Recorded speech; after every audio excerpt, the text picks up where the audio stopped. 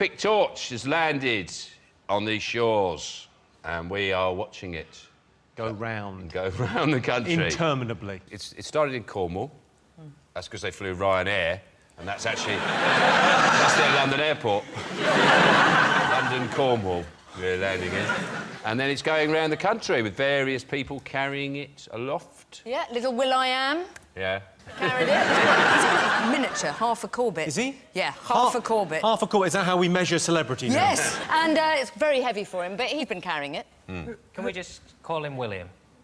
His name is William. Just because he can't punctuate doesn't mean I don't call myself J on. Who's Will.I.am? Is he in the Olympics? No. He's brilliant, and he's on The Voice. He sits on the chair, his feet don't touch the floor. Why is he holding the torch? The reason he's doing it, the reason Will.I.am's carrying it, is because he's Corgi registered. As a gas fitter. Drogba's. I didn't know this, but he's a fully qualified gas engineer. He worked for EDF for a while. It's very special fire, though, isn't it? It's the Olympic. It's the Olympic fire, and it's apparently it's very cathartic for people who come out to see it, because anyone who sees the flame go past instantly forgets they didn't get tickets. There have been some fantastic protests. Did you read about that guy in Taunton who threatened to set fire to his camper van? I'm not quite sure what he was protesting against. I've got a camper van. Every time you make a cup of tea, technically you're threatening to set fire to it. Nick, are you excited about this? Are you excited about the flame? No. What about the Olympics more generally? Are you... It's nice. So, like, on buses and stuff, they're, like, saying, oh, let's pretend, like, the rest of the world is, like, our mum. And if you had a flat, you'd tidy up your flat and make it look nice for when your mum came over. And London's your flat. So let's all tidy it up, because people might come around and see what a shithole it is. And it's just like, we live here, and they shouldn't be making us do all of the work. Like, oh, if you, pick up your own litter, you do it. You do it. Just because there's someone coming over from Germany, right, or another country, right, doesn't mean that we should be on our special best behaviour. You should be on your special best behaviour all the time. Don't patronise us. Sorry, Nick. My mum doesn't visit, it's fine.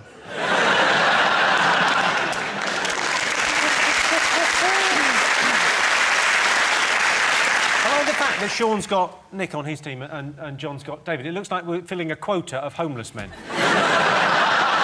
Oh, let's just check the Channel 4 lady ratings when this show goes out. Having me and Helm on the same show, it's like, don't cross the streams. Ah!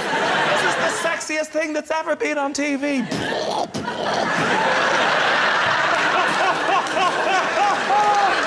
Oh, David O'Doherty does not own a mirror. He has also never spoken to a lady. I'm incredible at ladies. I'd just like to make that clear. You're incredible at ladies. If you say so, yes, I am. Most people found their wedding day more stressful than enjoyable. True or false? Claudia, what do you think? Is it more stressful than getting enjoyable? Getting married is obviously hideous. Of course it's stressful. I don't know. I had a glass of wine and had to have a nap at my own wedding.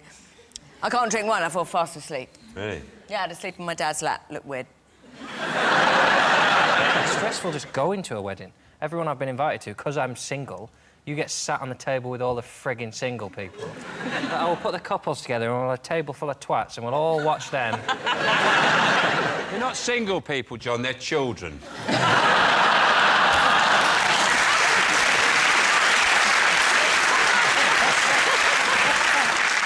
Why do people think that a wedding has to be something that financially cripples them for the rest of their lives? Because it's such a big thing, though. If you, as a pressure of a man, if I looked at a woman and said, I really want to marry you, but let's really keep them costs down.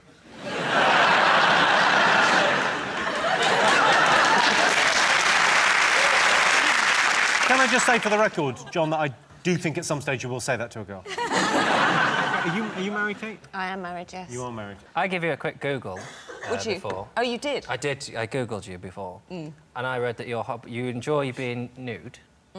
and keeping bees. Yeah. Have you not heard of nude beekeeping? It strikes me as a health and safety nightmare, to be honest. So what was the first bit of that? The keeping bees, I understand. Yeah. So what was the first bit? Being nude. Is that your... Well, it's not something... Because you're a naturalist, not a naturist. Or Yes, no, that's true. But sometimes there's just times when life feels good and it's nice just to dance around with no clothes on. But there'd be no point in wearing the hat if that was the only thing you were wearing.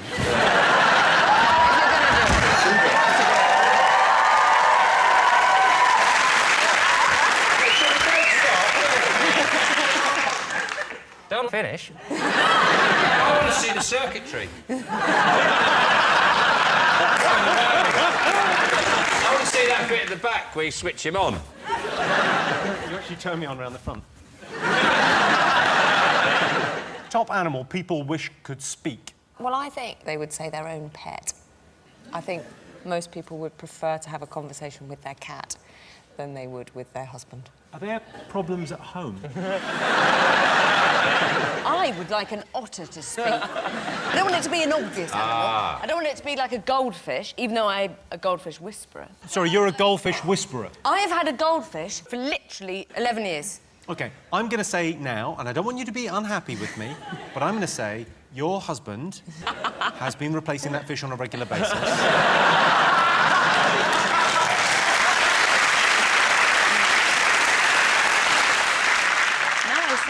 Her tail has grown quite a lot. Sometimes she looks quite different. Are you just finding out now that this goldfish... Don't. And also, yeah, I don't want to believe it. It's like when the dog actually, I believe it is living on a farm. Your dog went to live on a farm? I don't want to talk Wait about until you hear about your grandparents. Nick, if any animal could talk, what animal would you most like to... There's a really skinny cat outside our house that comes over every day. I just want to know what it wants.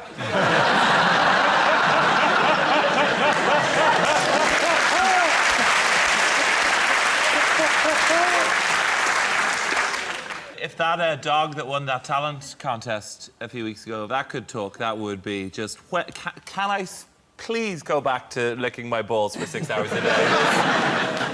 I think the third point about if animals could talk is it'd be incredibly boring, because animals are stupid. Just be basically going, I'm hungry, I'm hungry, I'm hungry, I'm hungry, I'm hungry, I'm hungry. That was a bit of food. I'm horny, I'm horny, I'm horny. I'm going to kill that, I'm going to kill that. I'm hungry again, I'm hungry again. But birds are just... I mean, the most interesting a bird might say is your nest is... Not the robin redbreast. Yeah, you say actually, like, the robin is redbreast quite is a vicious. total...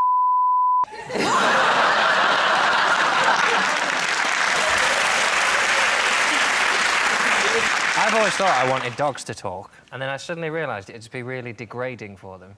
Because what are they going to say? They just have to keep coming in and going, I have shat all over the garden. I'll be honest, I went in the bin last night. Something's disagreed with me. It is carnage out there. I'm trying to move away from it. It's all up the wall. Oh, God, I can't clean. These are paws. I can't. I'm really sorry. You have got a job on your hands. Harry Potter. Ooh, are you excited about it? Well, my youngest son is. I mean, I'm excited for him, but... yeah, I mean, it's nice, good, clean fun, right? You say it's clean, but there's a raunchy kiss. Apparently so, yeah, apparently. Emma Watson says this is the most anticipated kiss in history, which is bullshit. But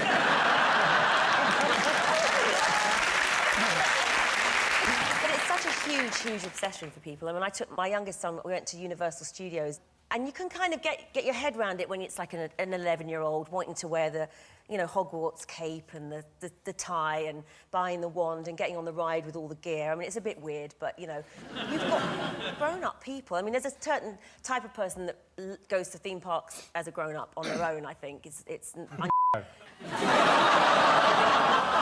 these adults in all the gear, and they're screaming and shouting on the right, because you sit on a bank of, like, 4, one extra than this, and they're, you know, these grown-ups are going, yeah, man, whoa, let's go, come on, on, Harry. And you're looking at these people thinking, why? I mean, it's just the weirdest thing I've ever seen in my life. It's a real come down for the actors, though, isn't it? Because their lives aren't going to be as glamorous, you know, because the special effects in Panto aren't that great. They're going, Daniel, when you fly, Big Dave's going to pull on the rope. And you have to make the whooshing noise yourself. OK, so Big Dave... He's going to spend that 48 million, and in 20 years' time, he's with the Chuckle Brothers and Daniel Radcliffe. Daniel Radcliffe was asked what advice he would give to his younger self, and he said, don't try too hard to be something you're not, which is the essence of acting. If I could go back and talk to my younger self, I'd say, don't worry about anything. In the future, you invent a time machine.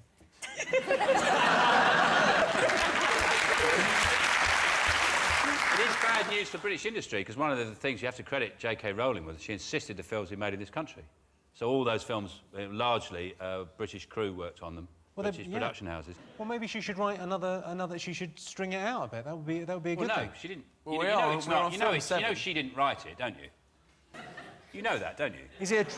It's a biography. She met this guy called Harry Potter. He was working in a coffee shop, and she just basically, she wrote down his life story. Is it really a true... Yeah, it's true story, even the bit at the end. Even the bit at the end. The bit with the thing with the guy? Yeah, you know how he dies from he eats the peanut. It turns out all along he had a peanut allergy. Let's have a look and see whether Harry Potter is one of the most talked about things this week. Best way to mend a broken heart. Kill again. What you do is you can take your passport, go to the airport, you get on the first flight, you arrive in Leeds, you phone around and go, "Ha! I'm in Leeds! Yeah! Dream on, baby." You start again. If I can make it here, I can make it anywhere. Best way to mend a broken heart. Eat cholesterol-lowering foods. No.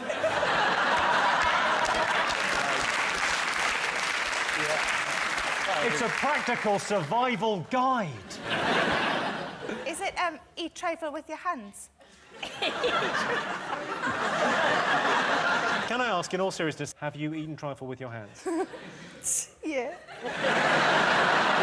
How is it better than with cutlery? There wasn't any cutlery. It wasn't by choice, John. How is there trifle and not cutlery? What world do you live They'd got one, and I couldn't wait till I got in.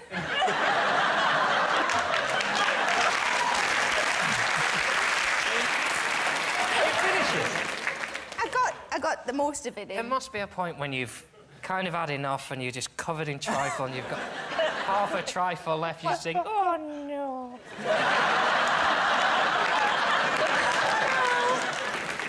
In the old days, someone to get over a broken heart would join the Foreign Legion to forget. Yes. And I split up with someone once. I wasn't that fussed, so I just became a community support officer.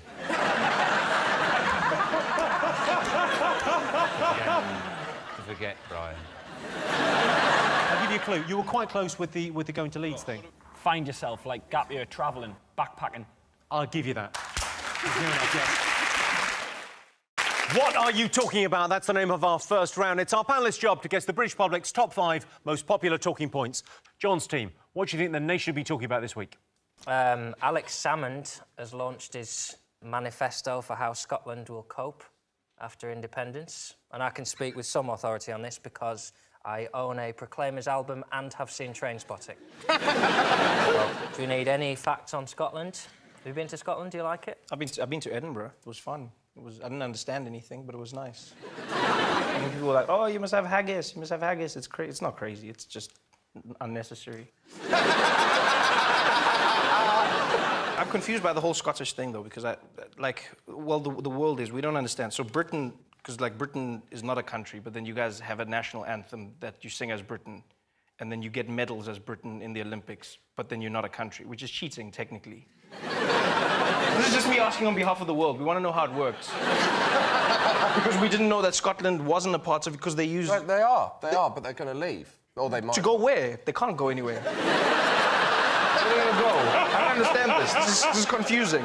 No, well, I'll tell you what's happened. So Alex Salmond, the First Minister of Scotland, has outlined the SNP's blueprint for Scottish independence ahead of next September's referendum. Some of the white paper key pledges, I'll just give you the key things. It said the Queen will remain head of state, Trident nuclear weapons will have to go, popular BBC programmes will stay, but they'll only air on a newly formed Scottish broadcasting service. And no one's asked the Queen if she wants to be head of state. They said, oh, when we go, the Queen will still be head of state. She might go, no, bollocks. I think the new Scotland sounds brilliant. I read his white paper. They keep CBeebies, they get the Queen, they chuck off all the Trident. We should all go there. We should all go, yeah, you do whatever you want, you vote, and then just move in. Sean, do you think we'd be better off without Scotland? I think it's inevitable. If I was Scottish, I'd vote for independence. I would, immediately. Because you think you can't vote immediately, it's not for another 10 months. So that would be a waste of vote. Sorry. I mean, what I'd do, if I was Scottish, I'd turn it into a tax haven. Oh, now you're talking. Yeah.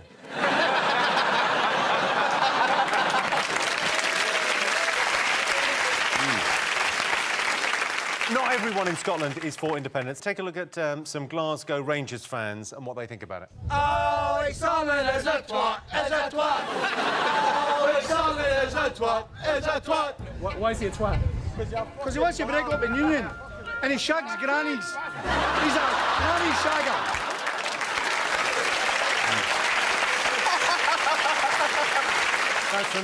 That's from the Scottish Newsnight, I believe. I was in favour, but now I know he shags grannies. I'm changing my mind.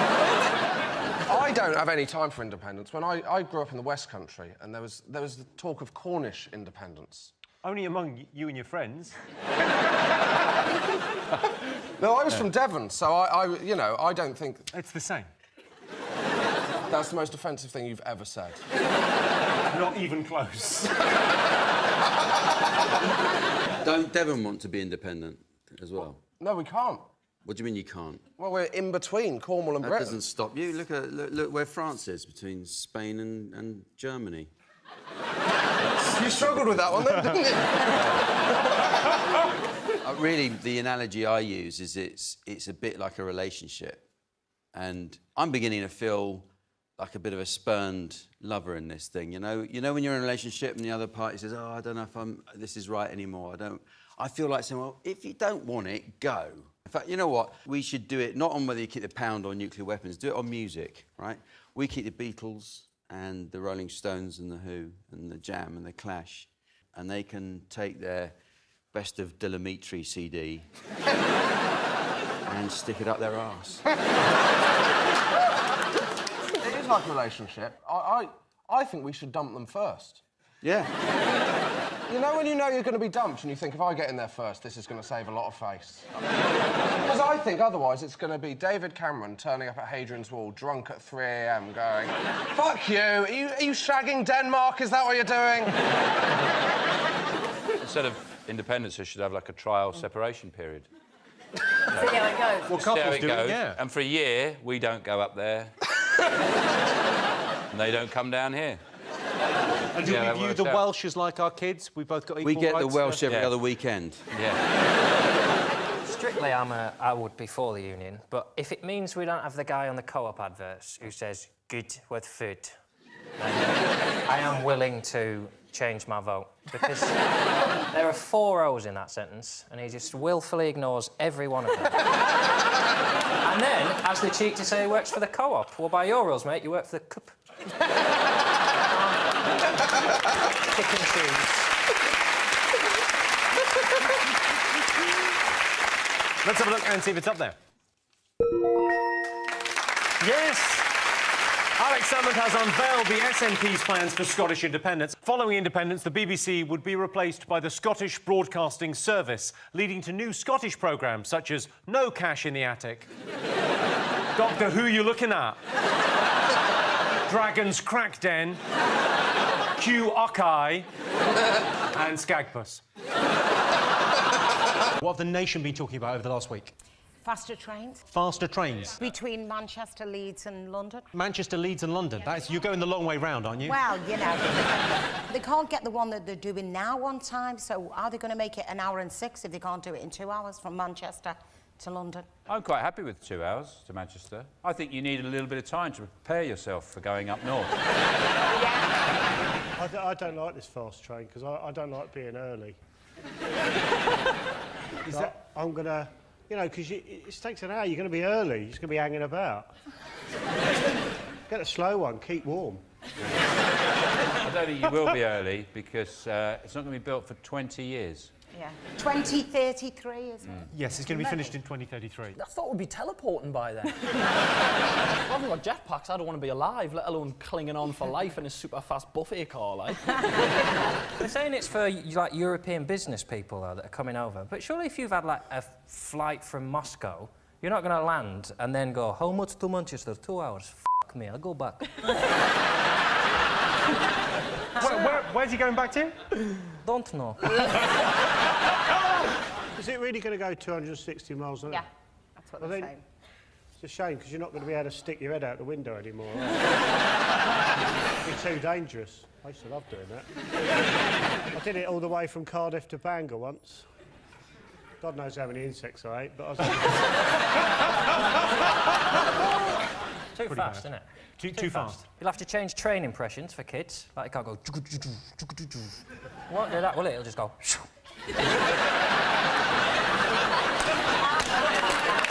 That won't be as good. It wasn't that long ago that they binned Concorde, which was really quick getting to the States because it cost too much money. But now they've decided to spend 30 billion just to go to Manchester. Are you saying we should get Concords to Manchester? We could... That would be 30 billion, yeah. Well, for that kind of money, I mean, there's other things we could spend that money on, aren't there? I mean, it's a huge amount. Yeah, we could have a free bar on the train for 20 years.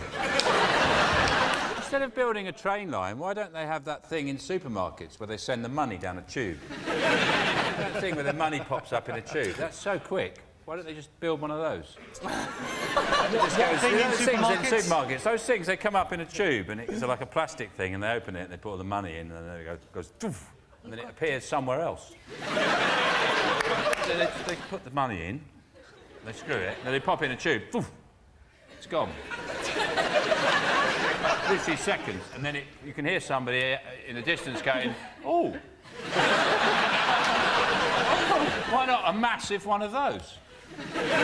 Shoot people out of cannons. I don't think that's practical, Joe. Not all right, not one then, 3. 3 cannons. One to Totten, then change, get another cannon. Leeds. It's like a 20-minute wait there. And then get another cannon. And then another cannon there. You can see that if there's a problem, like a cannon replacement service. Yeah. An idea. OK, let's see if the new high-speed rail line is one of the most talked about things this week. Yes, the most talked about thing. The government have unveiled plans for a new high-speed rail line. It said it will cost £32.7 billion, or £35 billion if you get a return. Did you know, for example, 80% of all pictures on the internet are of naked women? Who knew? Men knew. 7% of Britons have got in trouble telling lies at work. In my experience, they get particularly upset when they find out you're not actually a doctor and that isn't actually a thermometer. And apparently the human heart creates enough pressure to squirt blood 30 foot. Isn't the type of thing you should write in a Valentine's card. Right, let's get started. OK, fingers on buzzers, one more thing to get. How else has America changed the world? So fast. The food. The fast food. Quick food, fast food, straight, no messing around. Just fast. Straight through, got your food off, gone. Straight through, I think, describes it aptly. Yeah. You live in Los Angeles, don't you, Russell? I do. OK, so favourite fast food joint? I really don't do that much fast food, but I'll go Mexican fast food, if anything. Del Taco, good gas. It's not only delicious when you eat it, but also afterwards you go, oh. Fragrant. No smell, just gassy. Just gassy. Loud. It's loud. It's like a Mexican coming out of your ass, really, is what it is. And when it comes out, does it mow your lawn? Do you eat fast food? You don't look as if you eat fast food. I Are do you eat allowed fast to food, eat fast yeah. food? Does Simon tell you you can't eat it? No. I'm trying to keep the timber down, you see. Try and keep in good shape. The timber down? Yeah, the timber. Don't say keep the timber down and do that, because people will think you're talking about something else. There's a wood connotation to timber. Yeah, baby, trying to keep the timber down. Well, surprisingly, that's not in our top 3. People criticise McDonald's, but if it wasn't for McDonald's, where else would we take a shit in the town centre? I think what Hollywood has done to a cinema, in one way, has ruined it. Is because all the food people take in, people who never normally litter anywhere, in cinema, they just finish their popcorn, they just go boom, like that. With cans of boom. People just chuck shit everywhere, and the lights come up, and it looks like Dale Farm. So those were the top ways America changed the world. But other things that didn't quite make our list, America gave us social networking. By the age of 23, computer programmer Mark Zuckerberg had created Facebook. And amazingly, within just 3 short years, he'd lost his virginity. Starting wars. America entered the Second World War 2 years late. Stung by the criticism, it's made sure it got in nice and early with every war since, by starting them. In a fight, I let my fist do the talking. Please don't hurt me.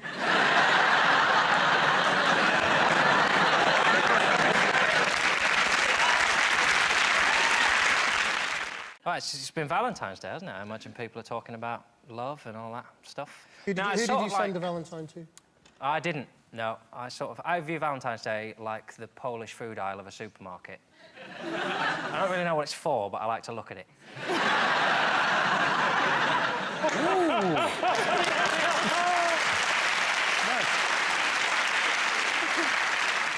I've been thinking, because they've been talking about different gifts you can give people on Valentine's Day, and the worst gift apparently is petrol station flowers. But then how do you know they're petrol station flowers?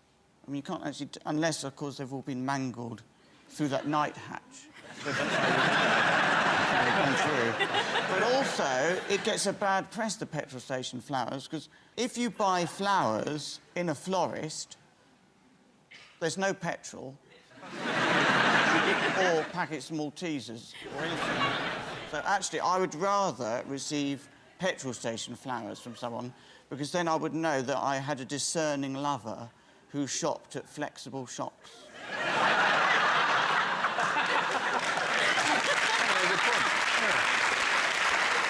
Valentine's Day, I think it's just too much pressure, and it's for uninventive people. Everyone gives red roses and chocolates. It's like, think of something yourself, like do something a little bit more creative. Like, to me, I tried just that. so... I tried that, but it backfired. Yeah, because it's rubbish. What did you try, Sean? I made a card for my wife/girlfriend lodger, and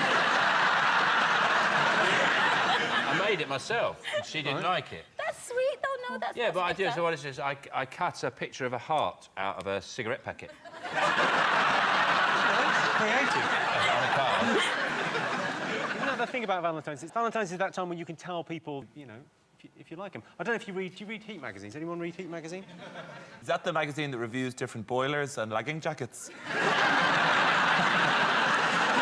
I think it's different in the Republic of Ireland. Because they do a thing every year where they talk about people's weird crush. So the number 1 weird crush, as voted for by the British public, is Russell Howard, which doesn't seem that weird to me. Number 2, if you can see that.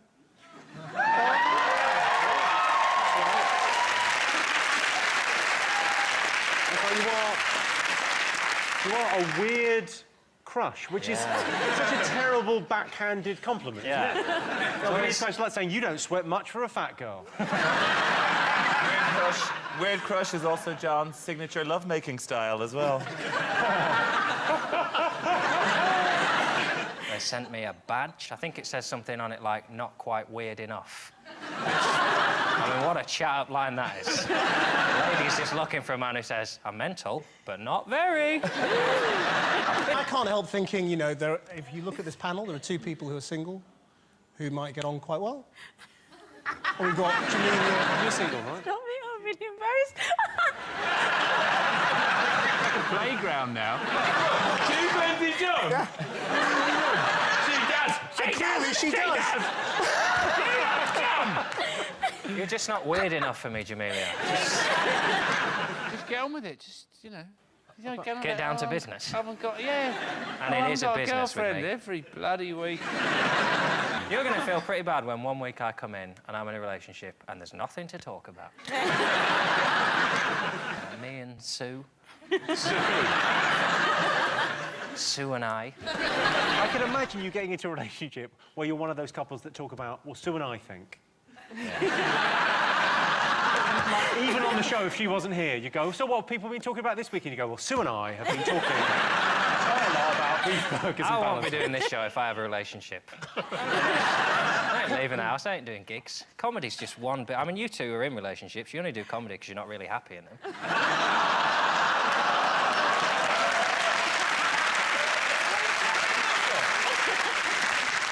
OK, let's have a look and see if Valentine's Day's up there.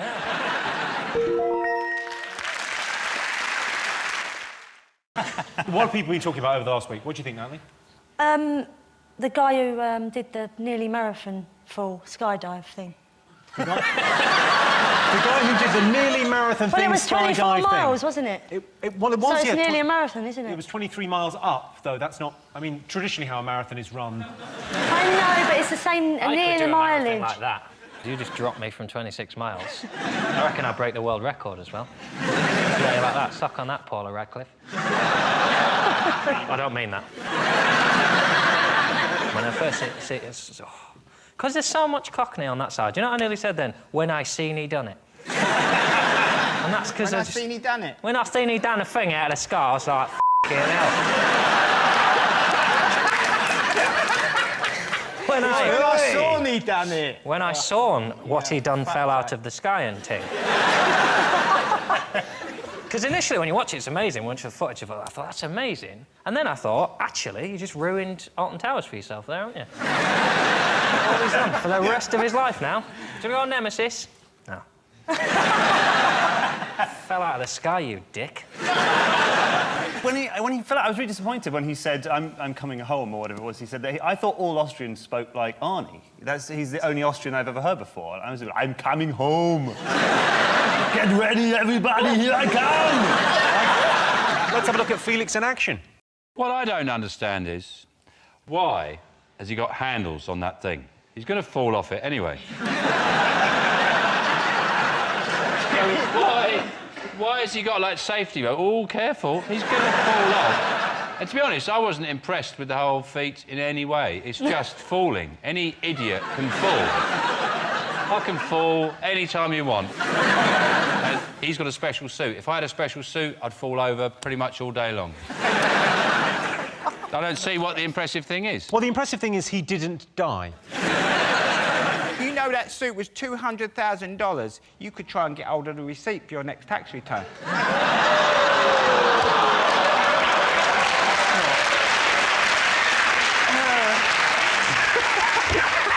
I'd have to wear it on the show. Oh, plenty more of that coming up. Beforehand on the news, they were saying if the suit fails, his blood is going to boil and his eyes will pop out of his head. And you're going, wow, this is going to be awesome. Yeah, it was fine. Well, if you paid that much for a suit and it didn't work, my blood would boil as well. I was hoping that they've got the calculations wrong, and then when he let go, they got the gravity calculation where he'd gone up and stuck to the moon. You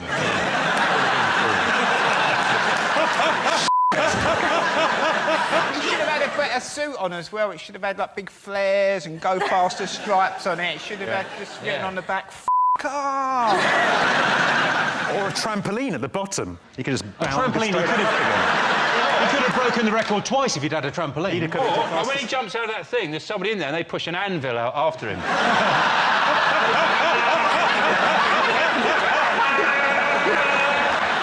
It's a race to the ground. I went to a coffee shop, I have to say it wasn't Starbucks, but a while ago, and the two people behind the bar were having a blazing row, and I was standing there for a few minutes, and eventually one of them turned to me and said, "What?" I said, "I'd like a cappuccino, please." And they gave it to me. I said, "Oh, do you mind putting a little bit more milk in there?" And she went... Took it, turned around to the milk frothing machine, I could see in the shiny thing... No, she didn't. Dribbling into the drink. So she put it down. I said, did you just dribble into my drink? She said, no. I said, I saw you in the shiny silver thing. And she said, well, what if I did? Where was this? Which shop was it? It was actually at a motorway service station. Oh, well, you're asking for it, aren't you?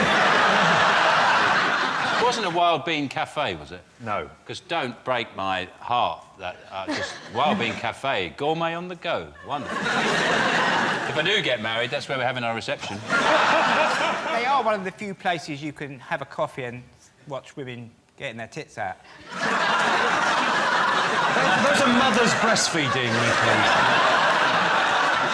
In my one, where I am, there's like a thing there and there's all bushes on it, and when the breastfeeding mothers come in, you can just peep through the bushes like that. It's almost like they're saying, oh, go on, enjoy your coffee. Do you know that this is being recorded? Going out on television, it'll be seen forever, and you'll be known as Mickey Milk Boob. Here he comes, Mickey Milk. And also, they do encourage crime because they put all the chocolate there, don't they? And then the woman turns round and looks the other way. It's almost like to say, oh, go on then.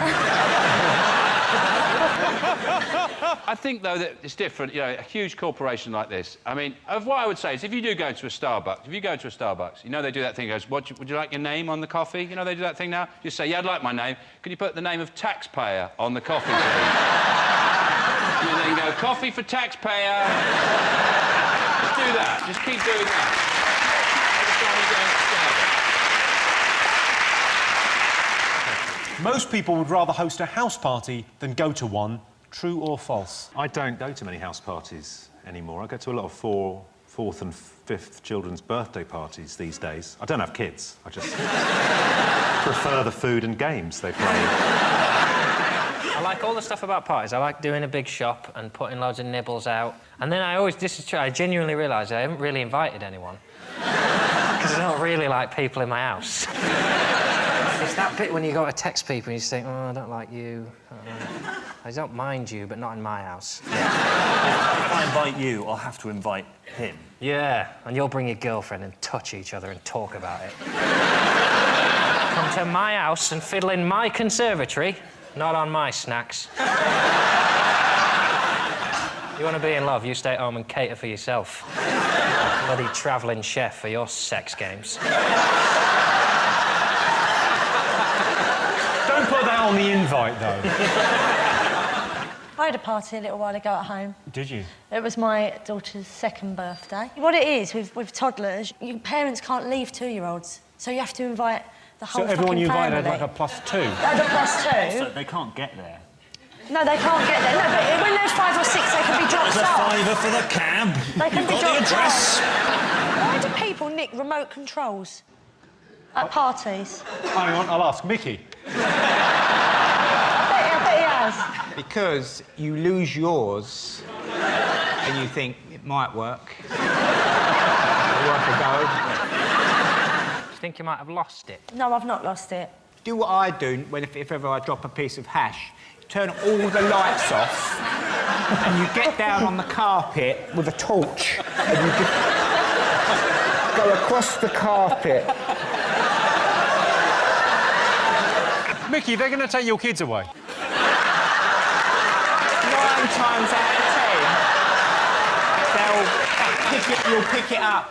And the cheer that goes up when you find it is phenomenal. How many people are there? Sorry? How many people are there? Me, my mum, my nan. And this is all from 10, 12 years ago, you know, for insurance purposes. Okay.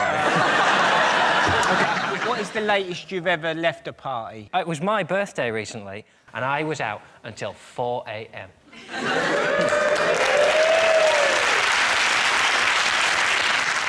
I left a party once at 10:30 in the morning. I went over the park and sat opposite a pub that I knew was going to open in about an hour. And then reached in my pocket and found a can of Stella. And ended up still drunk in this park, opening a can of Stella, waiting for the pub to open. Like that. And a woman sat down and I went, all right. your dog's quite nice, isn't he? And I realised I'd become a tramp in 24 hours. The fine should be, instead of financial, because most people on Twitter are just bored people who don't earn a lot of money, you should be, if you do a bad tweet, you lose characters. So like speeding, but you can only do 135 now. And then if you're really bad, right, you can't use the letter E on Twitter. Sally Bercow tweeted, "Why is Lord McAlpine trending? Innocent face." The good news about it all is that Sally Bercow has been forced to close her Twitter account, which is the only good thing. I would have had her close it ages ago for doing that stupid thing where you put an asterisk and then something you're doing, and then that really pisses me off. Definitely starting the diet today. Asterisk, goes for some cake. Asterisk, oh, Hang on, Grandad looks upset. Sean, what? Well, I just don't know how you can be annoyed by her Twitter. What are you reading them for in the first place? To get annoyed. Yeah. What else am I going to do with my day? I was over the moon when I found out I could sue people on Twitter. Things I get called. Yesterday, someone called me the most gormless man on the planet. That's got to be worth a tenner. He can't have checked with everyone. I've only ever done one tweet. Did one tweet, and I've got 36,000 followers, which if you worked it out on a follower per tweet ratio, I'm the most successful person ever on Twitter. What did you tweet? I tweeted, "Due to a series of imposters, I have been forced to set up a Twitter account. Now go f*** yourself."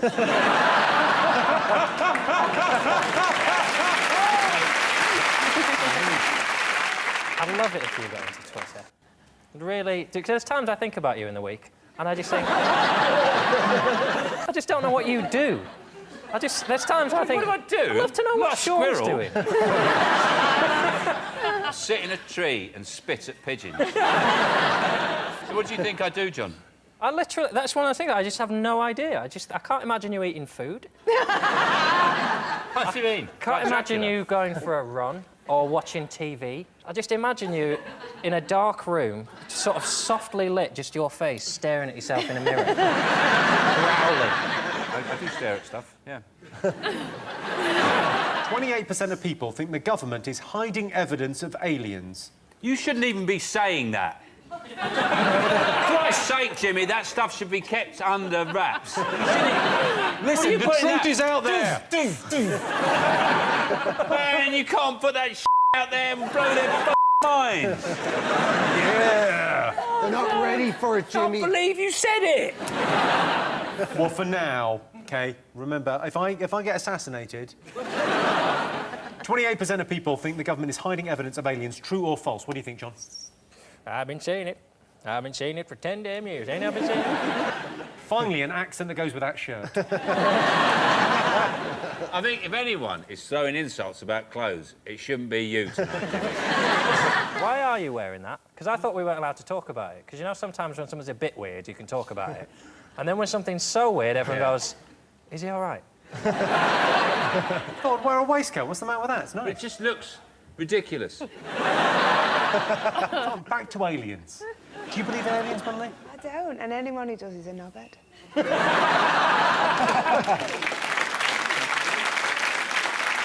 Do you know something I found out?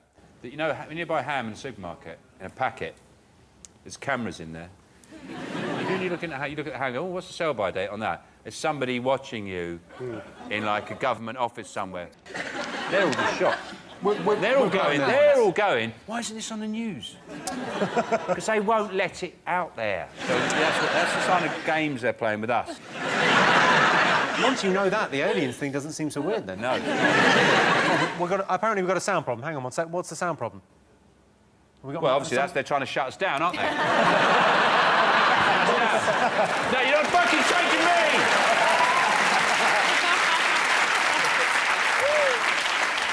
Whose mic is it? It's Sean's mic. You're just sorting it? Yeah.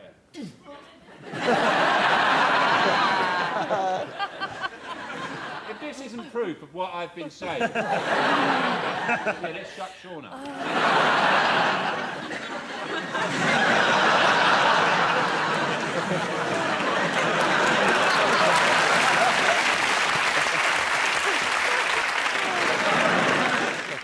people think their life would make a good musical. True or false? Oh, I think most people's lives probably would make a good musical.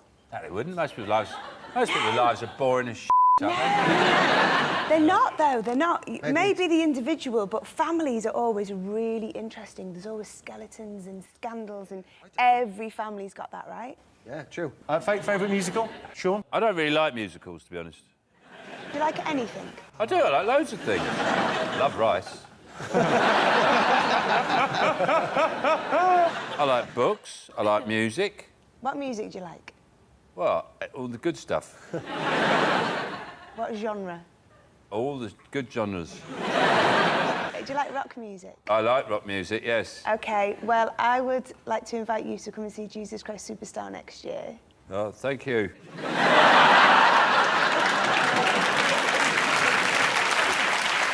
Worst thing about doing DIY? The only tool I've got is a hammer. I do all the jobs with it. All the jobs? Yeah, if I'm sanding a window, with a hammer. So, you know, painting the skirting board, hammer. Changing a fuse in the plug. Hammer, yeah. My house is in ribbons. Power tools really mean you can screw up big, fast. Like, with a little screwdriver, you're not really going to do much damage. You go, oh, but with, like, a power drill, you go...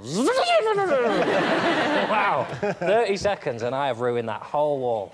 Nail guns are fun. Ooh. Sorry. Have you done any DIY? Would you ever do any? No, get a man in, that's my answer to that. See, I find a bit of DIY quite therapeutic. I enjoy it. What was the last bit of DIY Home you did? improvement. I enjoy the aesthetics, you know, but Do you mean I enjoy... buying cushions? Yeah. That's not DIY. Buying cushions. It's improving the home. Yeah, I bought some cushions. Oh, exhausted. I like it, personally. I don't see the problem. What was the last thing you built? What was the last thing you... It was a white unit from IKEA. And, That's not do it yourself. Yeah, but you drink your way, drink through it. That's the thing that I don't understand. Why isn't everybody drunk making things? The worst thing about IKEA is you're not allowed to punch people in the back of the head. Why do they walk so slow? Get through! I don't call it IKEA. I call it IKEA! And they say, can you keep it down? I say, look how big you've written it. You write it that big. That's how big I say it. IKEA! OK, so a bad workman would blame this. Tools. What about them? Lack of the right tools. There you go, that's the right answer. She's getting the point. Yes, the worst thing about doing DIY is not having the right tools. If you're doing DIY, there's one tool you definitely don't need. Nick Knowles. I remember as a young lad my dad showing me how to use a hammer, but even then it seemed like a messy way to kill a guinea pig. Sean, Mickey, Jedward, what do you think the nation have been talking about? OK, everyone's talking about loads of cool things. Everyone's always talking. And all those girls always gossiping about like stuff. So what do you think, John? OK. What are people talking about? Sean. The Beckhams had a baby, another baby. The Beckhams, yeah, had a little... Come on, Victoria Beckham had a baby. I think about, OK, she has a baby, OK, and she looks so, like, she's so thin. And then I know, she looked a little bit like a snake that had swallowed something. No, I think she looks really, really well. I think Victoria Beckham, if you're watching this, which you obviously are, good job. On the airplane, on the... Do you know how babies are made? I don't know, I think it's about, like, there's like an eagle that... You missed that class in school. You missed a lot of classes. Yeah. Although your school was different, it was mainly potato painting. Let's get back to the Victoria Beckham. It was a caesarean, wasn't it? Yeah, she had a caesarean, which is typical Spice Girl. They always miming, aren't they?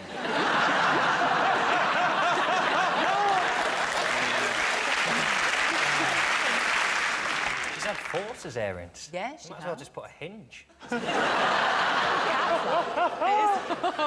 There are very few things more boring than going to see someone's baby, though, isn't it? No, when they say, oh, you've got to come out and see the baby, you think, oh, for f***. And you go, yeah, it is one. You're all right. Yeah. Well done, you had a bun cup. But it's the name. The names are very strange. What do they call it? It's just a really weird thing. Seven. Yeah. Harper 7. Sounds like a robot butler. The news was suddenly full of sort of little stories saying, what does it mean? Like it's a competition and we're going to win a sort of golden rabbit that's been buried in the forest if we work it out. But if it's a contest that the Beckhams are setting, I don't think the clues are going to be very difficult. Wasn't the name 7 chosen? I thought it was chosen from the number 7 being on his shirt. So, I mean, if he was naming it after something on its shirt, it's lucky it wasn't called Beckham.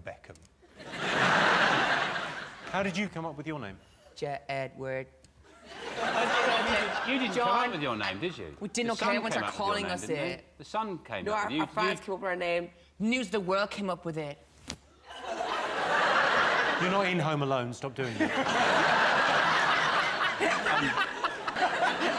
No, okay, it's John and Edward, and they both come together. You didn't know. Okay, as you guys know, okay, we met Barack Obama, okay, and he was like... You're joking. Then shook Barack Obama's hand. Yeah, like, if anyone wants to touch it, you can. Just Average, why did you meet him? We met the biggest world leader in the world, okay, and he was like, so what is Jedward? And we told him that it's John and Edward, and you put together, and it makes Jedward.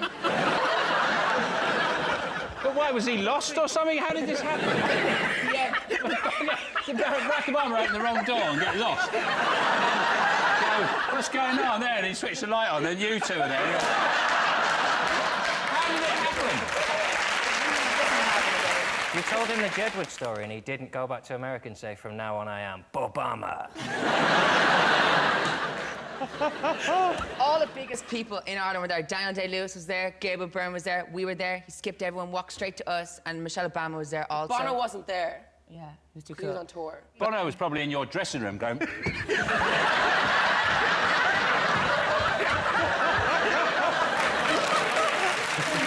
I ask a question? Of course you can.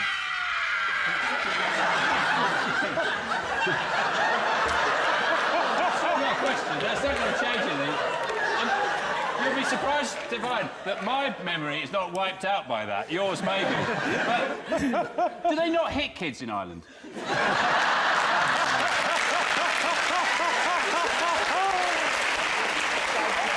Let's have a look and see whether the Beckham baby is one of the most talked about things this week. Yes, Victoria Beckham has had her baby. Doctors offered Victoria gas and air, but she said she wasn't that hungry. Here is your question. Most people would rather wear something practical than look cool. True or false? What do you think? But I think it is age dependent. People, you know, maybe, got to be careful here, 40? I'm 40, yeah. Downwards, go for, you know, look cool. Have you seen the two guys you're sitting with?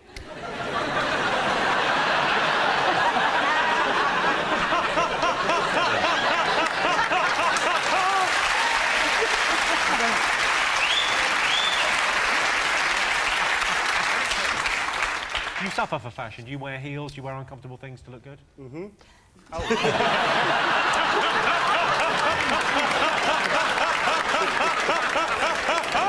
I'll have a heel, if there's heels available. If there's heels available, you have a heel. But I also like a flat Converse.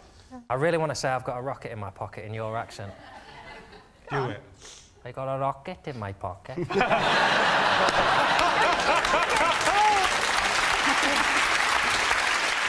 Danny, would you rather be practical or look cool? Try a bit of both. I can't be fucked wearing a suit and all that, do you know what I mean? Can't do a tie. Can't do a tie? No, I can't do a tie. That's embarrassing, isn't it? Oi! Go on, mate, do him. Yeah. Well, this is the fight we've been waiting for. You fucking giving it the big one. What's going on over here? What's happening here? Yeah, mate, you're giving it the big one. He's a dickhead. Sean, what do you think? Practical? Do you go practical now? Now? Well, I mean, for the show, you tend to, you know, you dress down a little bit, but heels and... It's a liberty, that is, dressed down. I think, well, it's a strong top he's got on now. Yes, yeah. Very strong top. I mean... You can do the old collars up a bit, I think. You know what I mean? Have a pair of bollocks about you, fucking...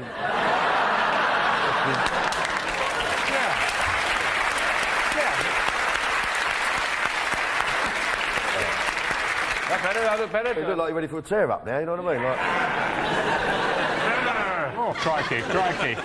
My tailor always says it's very important to have a pair of bollocks about you. Most people admit to lying at least once a day. Is that true or false? It's true. I lie every day. I wake up and say good morning. And every single day.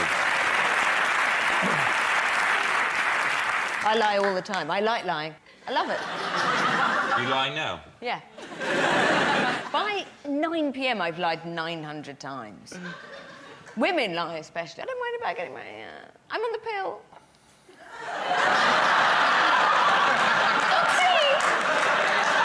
Did you lie about that? 3 times. Jimmy, I'll see if you lie, because I've got a question I want to ask you. I've Sure, go noticed ahead. something. Go ahead. Have you had your teeth jazzed up? Yeah, I've had my teeth jazzed up. That was the see. exact term I used. Yeah. I want really white. It looked like you swallowed a torch. Yeah, well, they were looking kind of shitty, and I was getting, you know... Oh, like this? Yeah. Did you send no, they weren't that bad. They were bad. They still look like teeth. I got the teeth of like a dead horse that found in the Thames after about a month. I like your teeth, but then I like Watsits. Yeah. This made me think, oh... Yours are so bright. They're a bit... I mean, when you switch the lights out at night, do moths bump into them? Sean Steen, what else have the nation been talking about this week? Badgers! Badgers! It's a very upbeat response. Ah, they can't kill all the badgers. Well, they don't know how many there are. Badgers have moved the goalposts. This is actually a quote from a government minister when Environment Secretary Owen Paterson was asked if he'd moved the goalposts, because they're now saying they need to kill more badgers. He said, the badgers have moved the goalposts. They do, and that's why they must die. That's the kind of thing they do. Richard, what's your problem with We've got a badgers? massive problem with badgers. We have a lot of badgers anyway, and now we've got all these refugee badgers coming in, running away from all Starting these... to sound like Clarkson, mate. No! He was rude about badgers. No, he was rude about badgers. I like badgers, but I only like the ones that we already had. And then all the protesters were blowing whistles and banging saucepans to scare them away. So now they've all come and lived at our place, and that's kind of chucked our home badgers out. And... How can you tell the difference between the new badgers and the old badgers? Well, they've got different accents. Because... No, I think the cull's a good thing, because they say that there's the equivalent of 1 dead badger for every 10 yards between Tiverton and Exeter. They always say that, don't they? Yeah, people are always saying that. No, but it's actually quite a useful way of finding your way home. Yeah. Like, instead of just sprinkling rose petals as you walk along, just follow the usual method, yes. A trail of dead woodland animals. We gave it to them. That's what I feel sorry for. We caught TB in the Industrial Revolution, gave it to the cows gave it to the badgers. We killed all the cows that had it. We got rid of it. The badgers were just left with TB. Like, there you go, mate. They went, oh, I've got bloody TB now. And now they're trying to give it back, and we're shooting them all. It's like giving someone a cold and then shooting them, going, don't give me that cold, mate. I'm a supporter of the badgers, and I've actually rescued 2 badgers, because they came round to shoot them, and I had a cottage down there, and I took them in, and I pretended they were slippers. And I would have got away with it, but one of them started coughing. Carol, what do you make of the badger cull? Well, I think it's interesting because obviously TB is supposedly spread by the badgers, and with this cull now, they're all running for the hills and obviously spreading it even more. There is no TB. The whole thing is just the Countryside Alliance. It gives them an excuse to shoot something that's slightly black.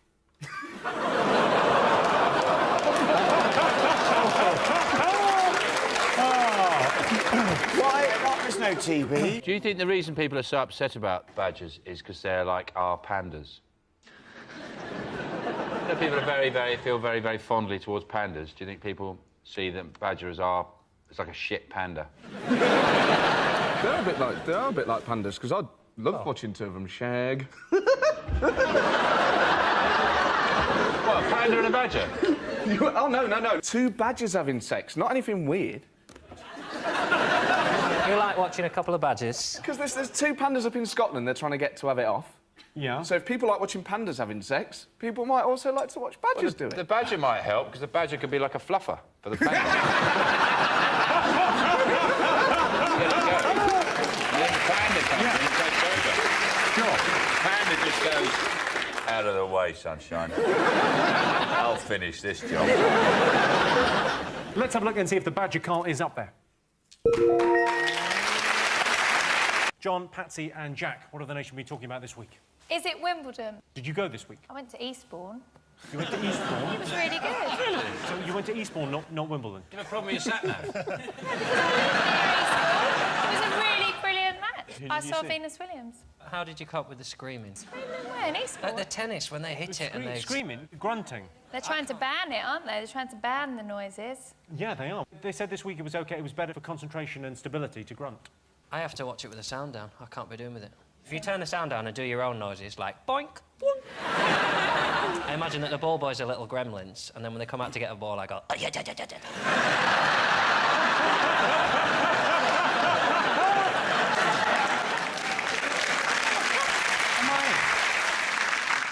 Can I hear the gremlin noise then?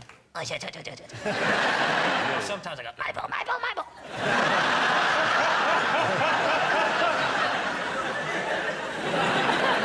They've taken all the fun out of it, though. One of the first things they did this week, when it rained, because they can still play, but they closed Henman Hill, because they didn't want people sliding down. And again, more fun than tennis. Like, they should just have a camera, posh old lady with a tray full of Pims, just trying to get across the... Far better than tennis. Joe, do you watch the tennis? Yeah, well, no.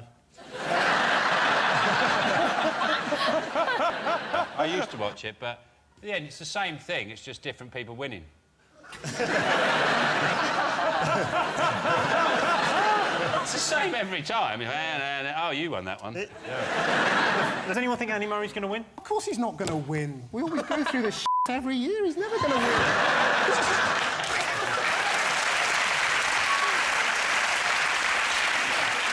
Read the news like that. Oh, this is bollocks. I'm not reading that. Move on. It'd be good. It'd be a breath of fresh air if the news was read like this. I'd love that. Afghanistan, yada, yada, yada. The thing that did annoy me was that Andy Murray takes his top off a lot. And, like, he's obviously proud of his body, isn't he? Which annoys me. If he had my body, he wouldn't do it. Because if he had your body, yeah. I don't know whether he'd be playing there. Well, because I get changed like I'm an old woman on the beach. With, like, a towel up, kind of like that. So I find that sort of quite offensive when people sort of go, oh, is the camera still on? Yeah. I don't think he physically looks that impressive, Andy Murray. That always strikes me as like Nadal is like. Why does he take his top off? Yeah. He doesn't do it during the game. What, has he actually got afterwards? He's not in the middle of a point, just woo! Like that. He waits and then takes it off. If it goes for extra time, he's just in his pants.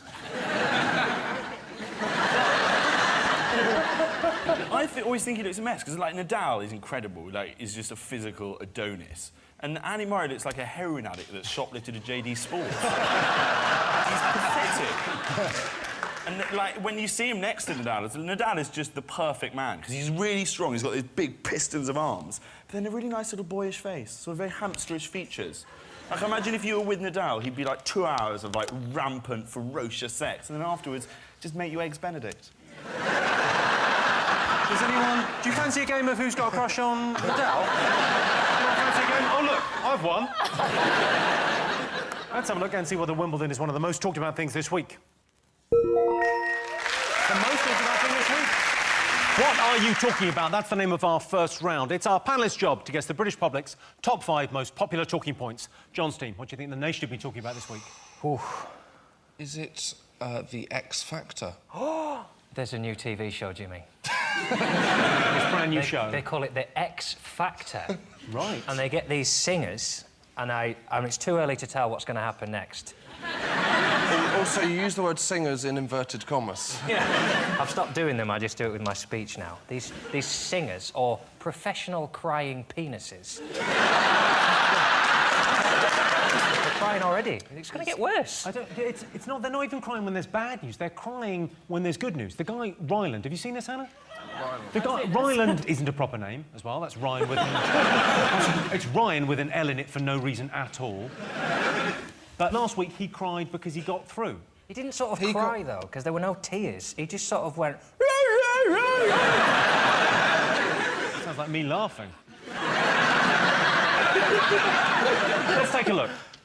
Ryland, it's such a big risk that I have to take it. And you're in my financial...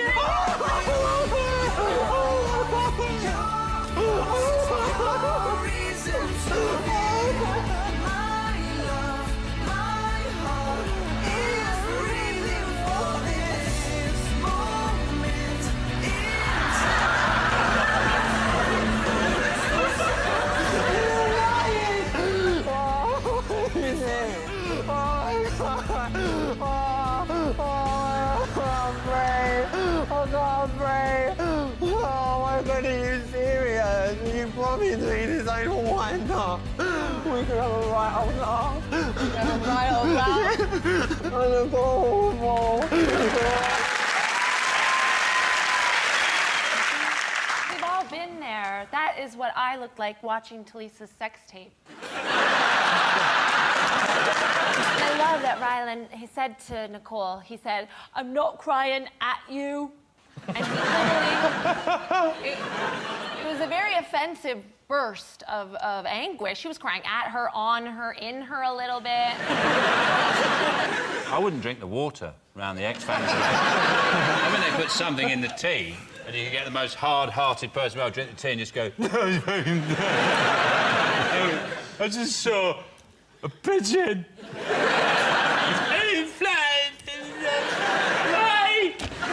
If there is a drink that makes you cry, it's almost certain that Heston made it. Yeah. It's a special type of tea that brings melancholy. And it's actually made with melons and collie dogs. Of course it bloody is, yeah. Don't they just call that, like, red wine? Isn't that what you drink to cry? I drink red wine and I bawl my eyes out for no reason whatsoever. What have you got to cry about? All your dreams have come true. You don't know what my dreams are. Your sock drawer's immaculate. Cardi. You've got a cardi and people listen to you. Yeah.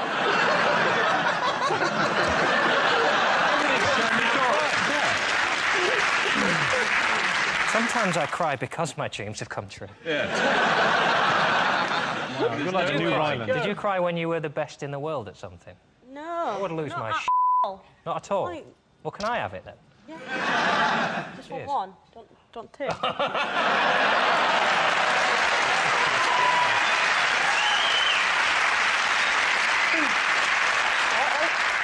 I didn't know that we were meant to bring our gold medals with us. I like the fact you brought both of them. Well, you see, just in case you want to lick the other one as well.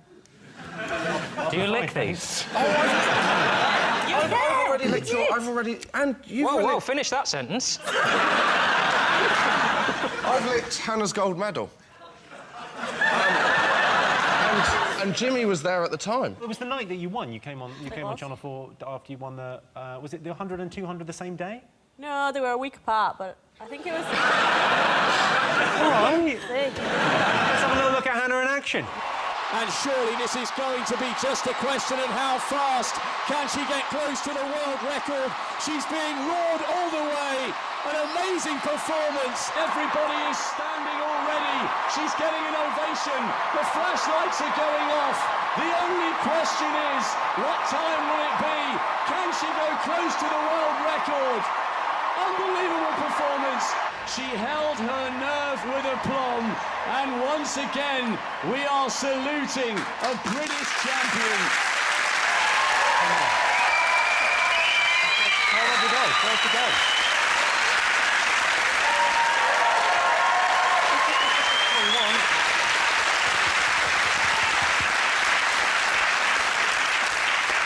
There's this company called Cash for Gold. I don't know if you've heard of it.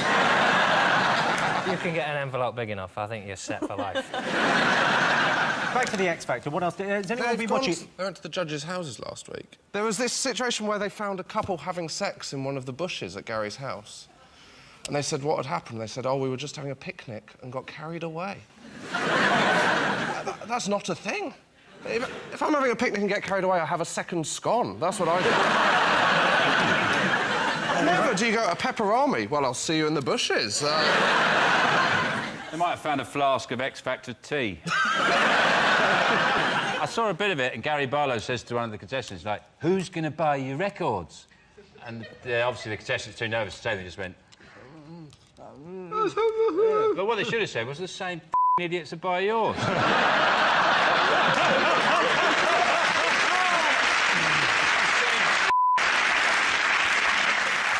I think what's quite interesting about it is that surely by now the contestants must have sussed the show out. They all go, this is the most important, most special thing, most amazing, this is life-changing experience. You go, haven't you seen the show? Even if you win, by February, nobody knows who you are. At best, X Factor is a gap year from Argos.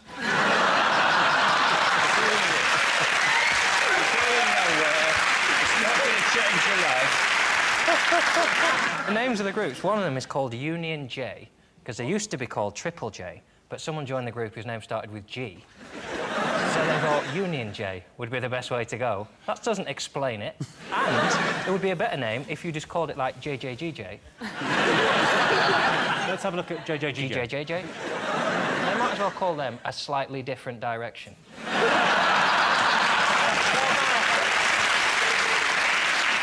Let's have a look and see if X Factor is up there. Yes, the X Factor live finals have begun. X Factor is very different this year. Oh, no, hang on. No, it isn't. Hello and welcome to 8 out of 10 Cats Uncut, a show all about opinion polls, surveys and statistics.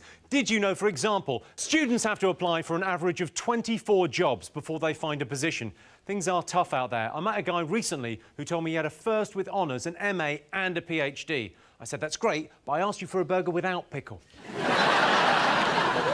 72% of people find spending time with animals relaxing. I like having dogs around, but my girlfriend objects to all the licking of balls and sniffing of bums.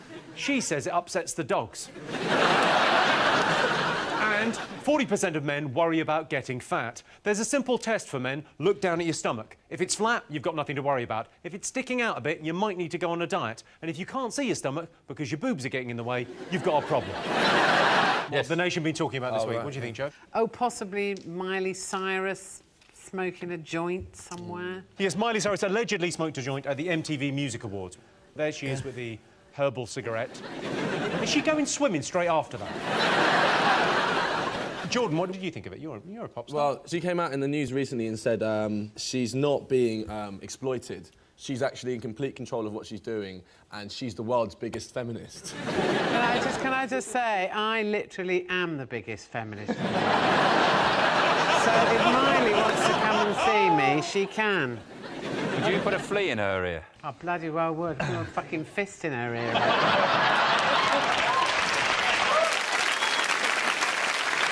What I like about her, slightly like about her, is she's kind of getting it slightly wrong. You know, because normally people are they're overtly sexual, they try and be really cool. Yeah, that's what... And she sort of does it slightly... I think she sort of is making these decisions, because I'm sure the record executives wouldn't be keen on the whole dwarf thing. Like, she goes on stage with loads of dwarves, and they probably think, that's not actually... It's a bit just weird, and it's uncool. I mean, she's literally a whisker away from lighting her own farts, as far as I'm concerned. She's just going to do... She'll be blowing snot balloons next, and then going... I think she sort of is in charge of what she's doing, and she hasn't quite nailed what sexy is. I think the problem with Miley Cyrus is that because she was a Disney child, it's so much more tragic, everyone thinks, that Disney gone bad, you know, like Britney Spears. And it's sort of like Dumbo shagging Bambi or something, you know? It's like Disney gone nightmare. You put that in my head. You just ruined my childhood. I watched the footage of her at the AMAs and I was shocked because how, in the name of sweet bell peppers, she's won an award for music. Yes. Why is no one talking about that? The award winners at that thing were Justin Bieber, her and One Direction. Why is nobody reporting the fact that music is dead?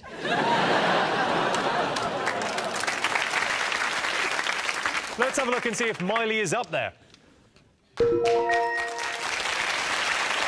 Yes, Miley Cyrus caused controversy allegedly smoking marijuana on stage at the MTV Music Awards, although I saw the footage of Miley and I think I could see a better crack. Did you know, for example, a half-hour session of lovemaking burns between 150 and 250 calories, which means every time I make love, I burn 3 calories. Oceanographers say killer whales are actually dolphins. Dolphins are actually gay sharks. And sharks are just bears that have been shaved and pushed into the sea. 40% of blokes have named their car. I call mine Jimmy. Right, let's get started.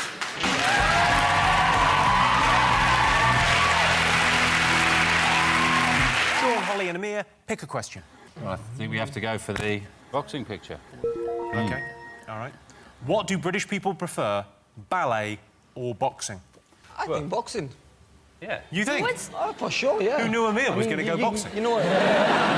you get a lot of women now who like boxing.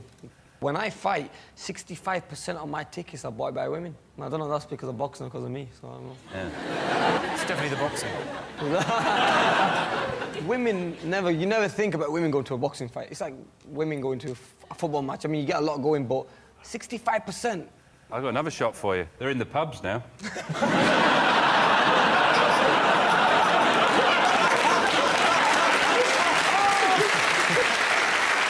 Where's it going to end, Sean? They're going to be driving. I went to the bloody laundrette the other day. There's a man doing the service washes. The world's gone mental. What I want to know about this question is, when you say ballet or boxing, is it to watch or to take part? Oh, to watch. I like boxing. I like watching boxing. I think they should make it a bit more entertaining, though, by having car horns in the gloves.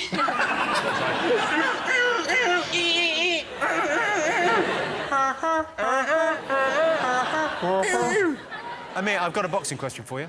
Go on, okay. mate. Youngest ever Olympic medal winner, I believe. Yep. You got silver. Yep. Silver in boxing, that is second. There's only 2 of you in there. Just saying. I want to know when they stopped, because like in the boxing, they used to box like that. Like 100 years ago, people used to box. You're giving your age away, man. I mean, it's changed now. It's changed. I'm not 100. That's in the pictures. 50 years that's ago, how they used to 50 pose. years They didn't ago. used to go like that, did they? Have you not seen? Have you not time seen ago. the Sherlock Holmes films? They definitely did. They used to punch like that. They're not documentaries. That's not how Sherlock Holmes fought. Yes, it is. Hang on, Sherlock Holmes did not exist.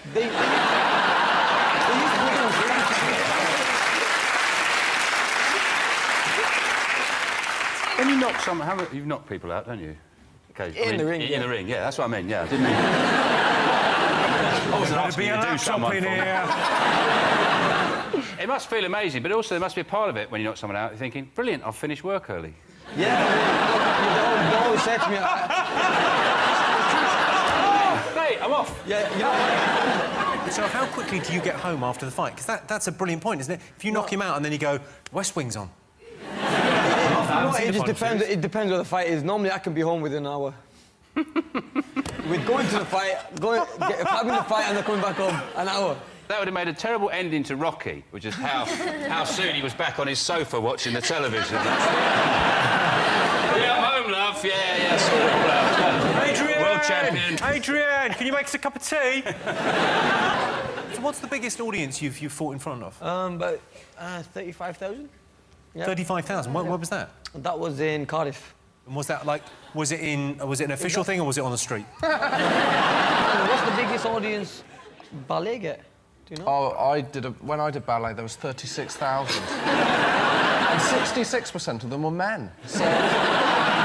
OK, well, let's get an answer on this. John? Ballet, I think, are we? OK. Yep. Right, guys? Sure. You're going ballet? What do you think? Voice of the Boxing. people. Boxing. All right, I can tell you the answer is 56% of people prefer boxing to ballet.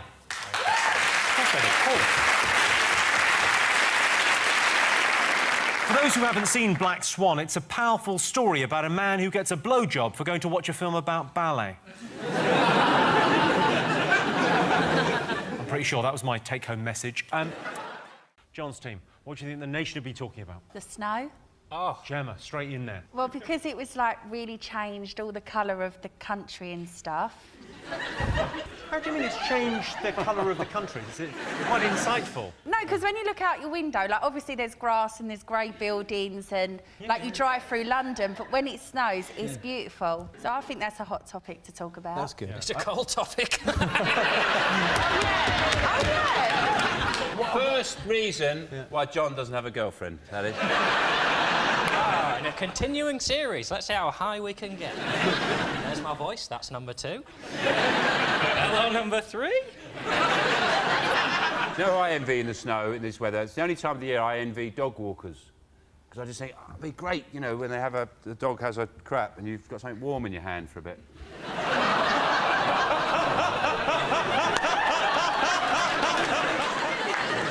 Have a look at this car. This is a driver that basically... He cleared his windscreen.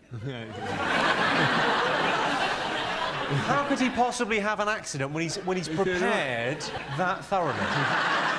Do you know what I did to de-ice my car? I'd boil like 3 kettles, and then when they were hot, just chuck one over it. That can crack the window screen, though. Excellent intervention from Gemma Collins, yeah?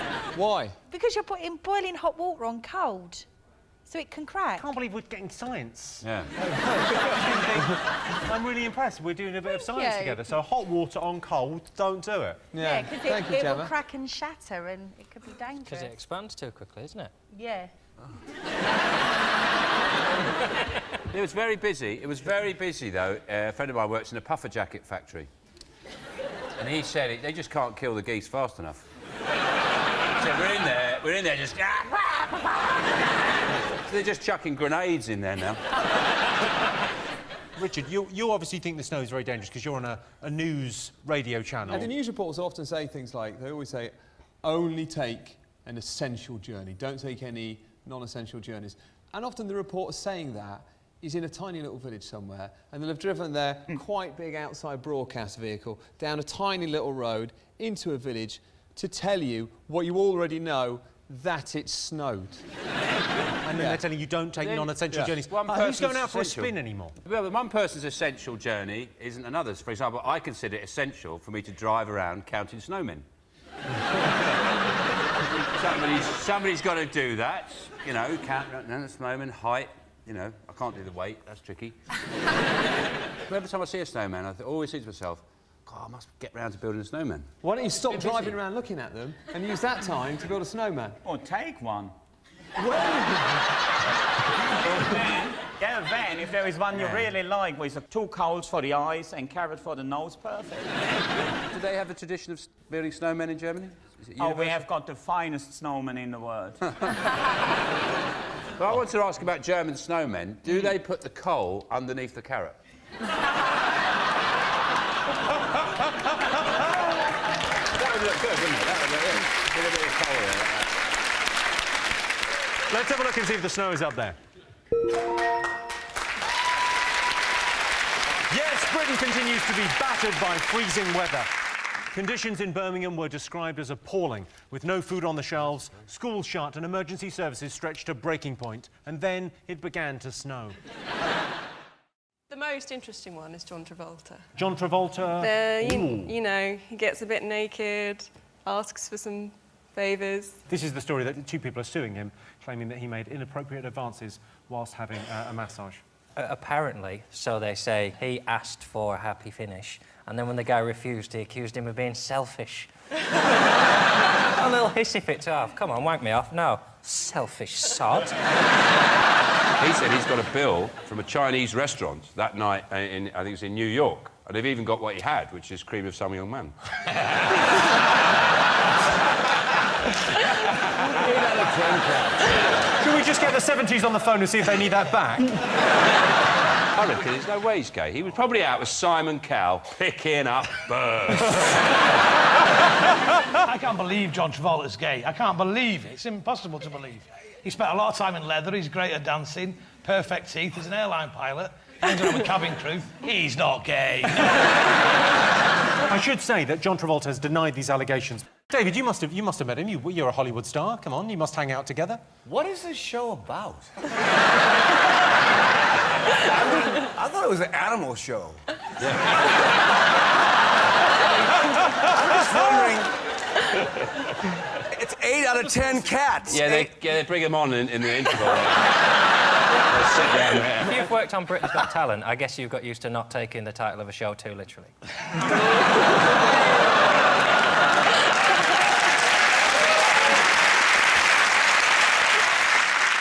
Well, that's not one of the most talked about things this week, but John Travolta has been accused of inappropriate behaviour whilst having a massage. It's been alleged that Travolta propositioned the man for sex. Well, that's not quite how he put it. He actually said, "Will you touch my rama-lama-lama, ka-diggity-ding-da-dong," before suggesting they move to the bedroom for some shoo-bop, shoo-waddy-waddy, ippity-boom-de-boom. Yeah.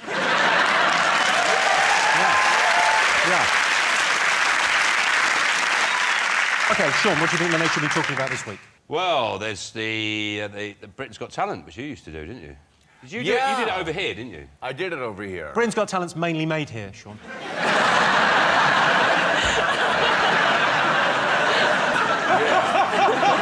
You know what I'm meant, bloody Mr. Logic. Yeah? What's the American one called? What's the American one called? America's Got Talent. I knew it! Yeah. Well, you were great on the show. Yeah, oh, thanks. I had a hard time understanding everyone, but I got to tour the country and, Well, you ended up going out with a lovely Welsh girl as well. Yeah, my girlfriend is from Gleneath, and the weather is weather's tough over there. The weather's tough everywhere. You have 2 winters over here. I mean, you have 2 it's like you have winter and July. Yeah, that's why the buttons on our shirt go all the way up to the top.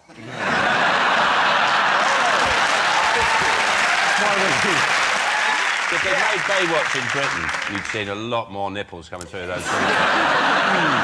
I haven't watched Britain's Got Talent this year until last night. I realized that the show is exactly the same as it was last year. They just go to, like, the hospital, and it's like One Flew Over the Cuckoo's Nest, and they give you the people medication, and they send them to Britain's Got Talent. And that's how you got the job. It should be called Britain's Got a Dog that can stand on 2 legs. It's just a dog. So we've not seen you dance, so I imagine it's something quite similar. If I dance, countries will go to war. Rachel, are you asking John to dance? Definitely. Go on then. That wasn't dancing, John. That was like turbulence on a flight. And you're going back to your seats, is that? Oh, sorry. Do you watch the show, Rob? Yeah, well, I watched The Voice, but then it went a bit downhill after the blind auditions. But Holly Willoughby, they've made her wear low-cut tops, haven't they, to get, like, the viewing figures up on The Voice. But my dad told me when I was younger that if you go to the top of the television screen and look down, right, you can see down girls' tops. It's not true. Justin, have you been watching Britain's Got Talent? I watched the one when you was on it, Hoff, because... Can I call you Hoff or the Hoff? Call me the.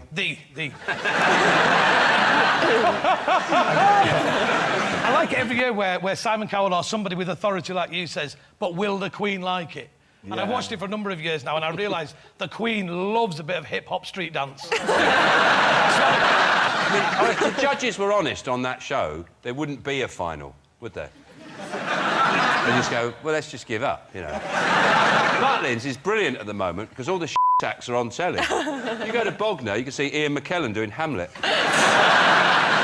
Shall we have a look and see whether Britain's Got Talent is one of the most talked about things this week? Number 1. Yes, it's the final of Britain's Got Talent this Saturday. Right, fingers on buzzers, 2 more things to get. The coalition and, like, local elections and all that lot. Anything that gets relaunched is doomed. So they've relaunched the coalition this week, and the next thing is they'll rename it. It'll be like, it's not the coalition anymore, now we are Democratas. Yeah, they've relaunched the coalition. But you don't keep relaunching something. I mean, you can relaunch it. You could relaunch puke as street pizza, couldn't you? It doesn't mean anything. And you see, Cameron was in that tractor factory in Basildon, and the best thing about it was he was doing this speech, and they've stopped the production line, and there's all these fellas who work in the factory standing around watching them. You can see in their eyes they're thinking, this doesn't count as a tea break, does it? Well, I don't know who to vote for, because I'm like, I've got a working class background, but my girlfriend's very middle class. She used to be upper class, but we're together now. You're dragging her down, boy. Her sister's got a boyfriend called Rupert. Rupert! I'm not having a go, it's a decent name, but I never thought I'd meet one. The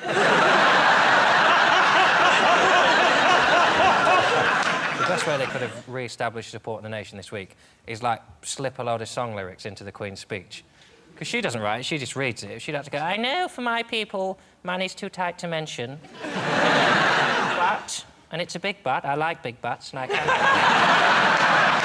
People go, do you know what, they're all right, these guys, they're all right, Did you used to do that in exams? Absolutely, yeah. We used to do that in all our exams at college, like try and work lyrics and quotes from films into the thing. It's quite hard to do with maths exams, though. All right, Rain Man. Have you met David Cameron? I did. I went to the Parliament and I had I just wanted to see it and met David Cameron. But who's Nick Clegg? That is what David Cameron asked you.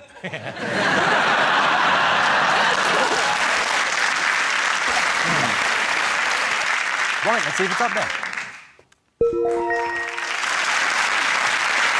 Yes, David Cameron and Nick Clegg relaunched the coalition.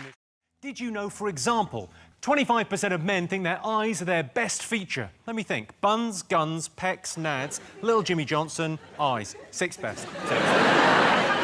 The world's oldest goldfish was 42. He put his long life down to regular early morning swims.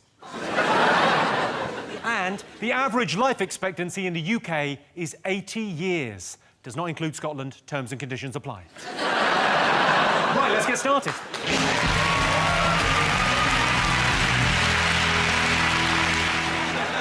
OK, Johnstein, what's the other most important moment in life? People do babies, don't they?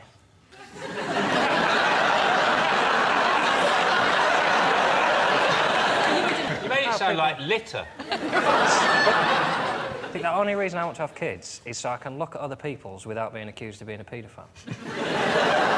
Like when you walk past a... I don't mean in that word. No, dig yourself out of this. I'd love to see this. He's got a shovel. He's on your marks, John, and dig your way out of that one. Sometimes you're walking past a playground. Sure. He's going deeper before he even starts the dig. Sometimes you're walking past a playground and you just want to be able to watch the abandon of children.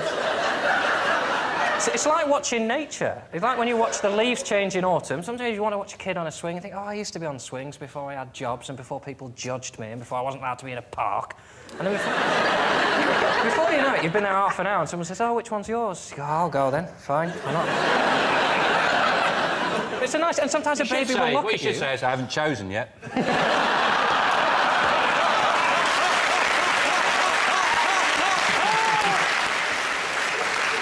Dr. Christian, is there anything that we can do to get John chemically castrated? You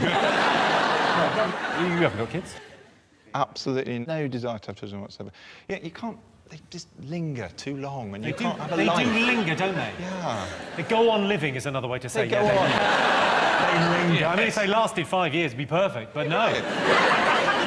I never wanted kids, really. I just wanted one of those big American fridges. You know, the really big ones. Yeah. I thought it'd be ridiculous to get one of those. It's just me and my partner there, and like a lasagna and a lemon rolling around in it. I thought, better have some kids, fill it out with yoghurt.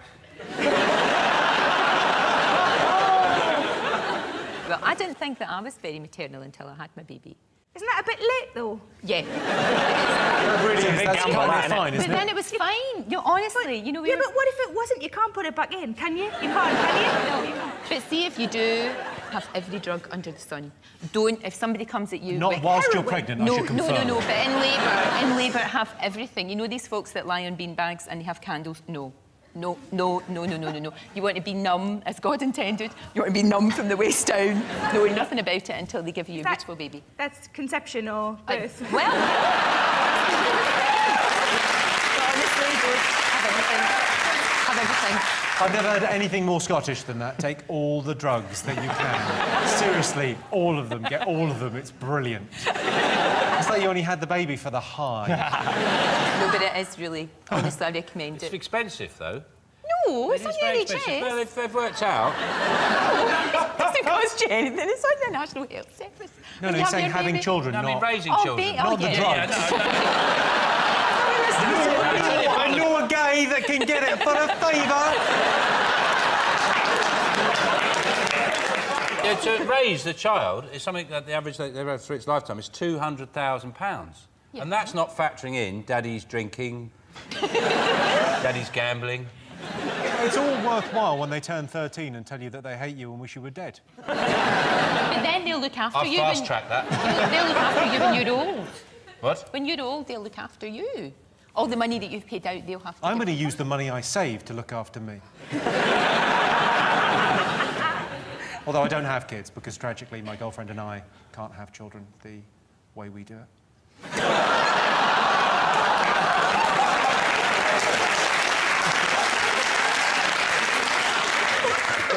Let's see whether having children is one of the most important moments in life. I have a feeling it will be. Yes, of course. Number one. Yes, having children. Doctors warn women should have a baby by the age of 35 to avoid the risk of being deafened by their ticking biological clock. but this last year, the games market in the UK was worth £1.92 billion. Queued up overnight, like... For 4 days, they queued up. 4 days. Camping out. Would you ever camp out for 4 days for a What, computer for the game? Yeah. What would you camp out 4 days for? Brain trainer. New edition. I'd camp out for 4 days if I was going camping. I read a sentence like, oh, the great thing about this game is you can live stream multiplayer games in real time to YouTube. It took me longer to understand that sentence than it will for them to complete the whole game. What that basically implies is that you could watch other people playing a computer game online. People are actually going to log on and go, what are you doing? I'm watching a Peruvian kid play a Russian kid at a shooting game. I'm leaving you. Well, the funny thing, it's also got Nazi zombies in it, apparently. It's got Nazi zombies? Yeah, so, and I'm not sure where they come in and how they come in. I mean, if something's risen from the grave and is about to eat my brain, I don't really care about their ideology.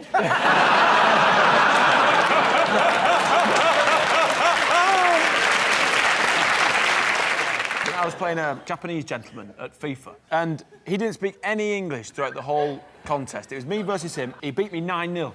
9-0. And all the way through, he was talking Japanese. And at the end, when I said, well, thank you very much, I got a well and truly deserved spanking. And he just said, hey, Mr. English, fuck you!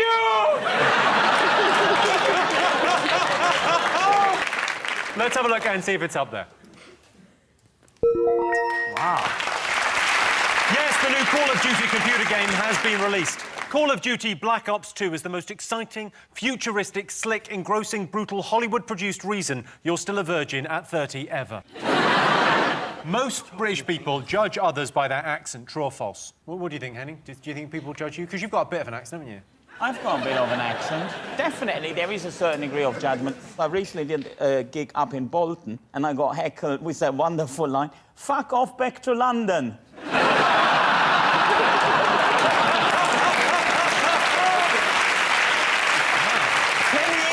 10 years of listening to Chaz and Dave finally paid off. Sean, what do you think? Do you think British people judge others on their accent? Oh, well, I judge people long before they've opened their mouths. So... Saves a lot of time, doesn't it? Straight in there. Yeah.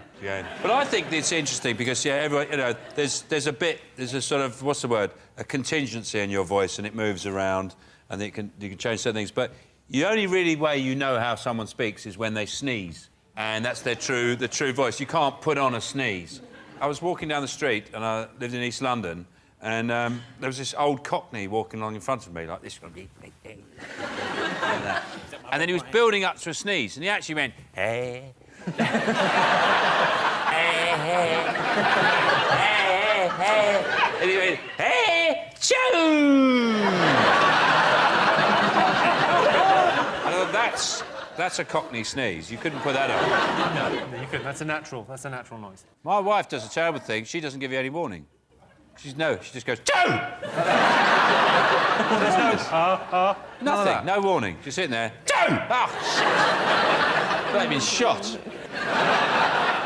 Johnny, do you think anyone ever judges you by your accent? Yeah, of course you do. It's not your accent, Johnny. It's the you talk.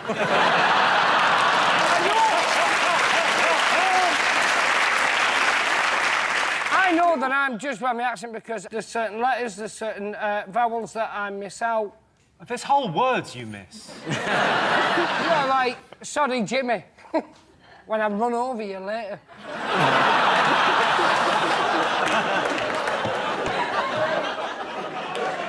John, 81% of people admit changing their voice depending on who they're talking to you. Do you do that?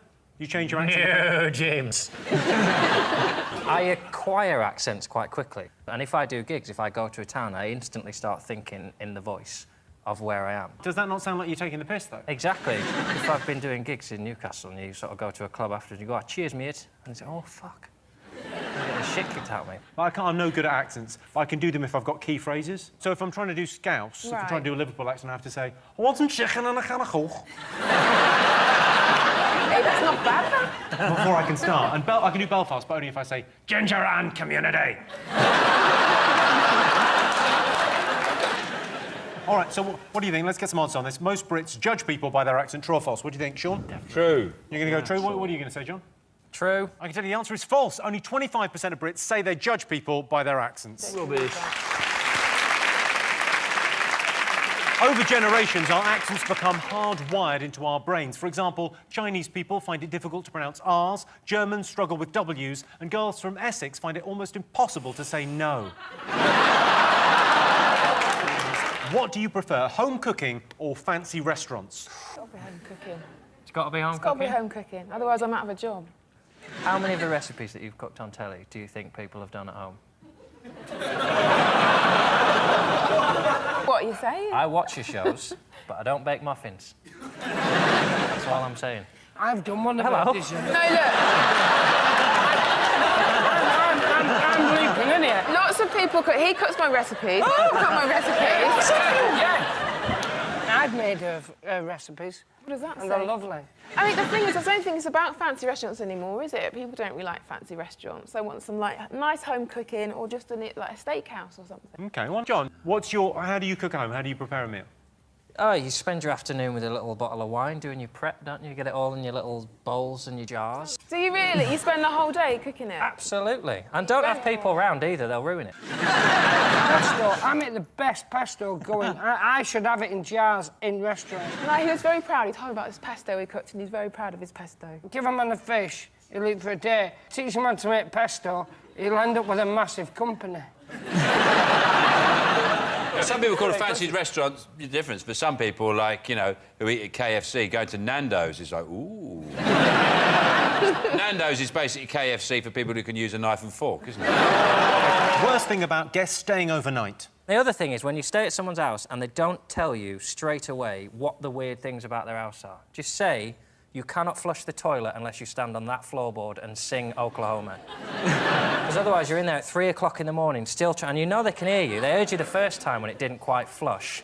They didn't come out, they just left you in there all night, pulling the thing, and I had to wait a little bit longer, but now it's empty again. I've got to stand in here for 20 more frigging minutes trying to flush this piss away when I had an half-an-hour debate whether it was ruder to leave the piss in but not wake them up with a flush, and now I've pulled the flush. You asked the fucking question. Because you're quite fastidious. I imagine you don't like people using your stuff. I don't mind them when I give them stuff. Don't help yourself to stuff. I mean, make yourself at home, that's a cliche, isn't it? You say it, but you don't mean it. Like, if you say make yourself at home and someone starts making themselves a cup of tea, you think, well, what are you doing? Get out of my cupboards, that's not where the tea's kept. Right, I'll make you a cup of tea. When I said make yourself at home, I meant sit down and shut up. I like the look of that young man there. You have chosen Cian Egan. I just always, when I say your name, I feel like I'm saying Kevin Keegan, but I've had a stroke. Here's your question. Most people would rather be in a band than a solo singer. True or false? I'd like to be in Little Mix.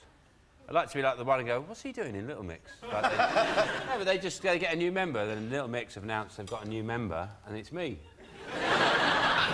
What would you... I reckon most people prefer to be in a band. Because you got friends around you. Yeah, it's like, you know, the whole idea of being in a band, you know.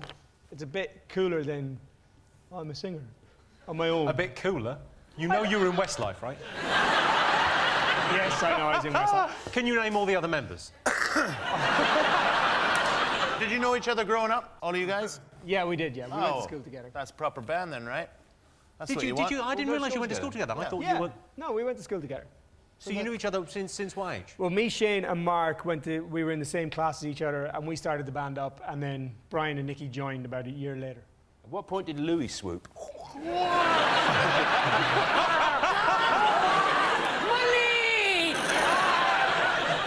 Very early.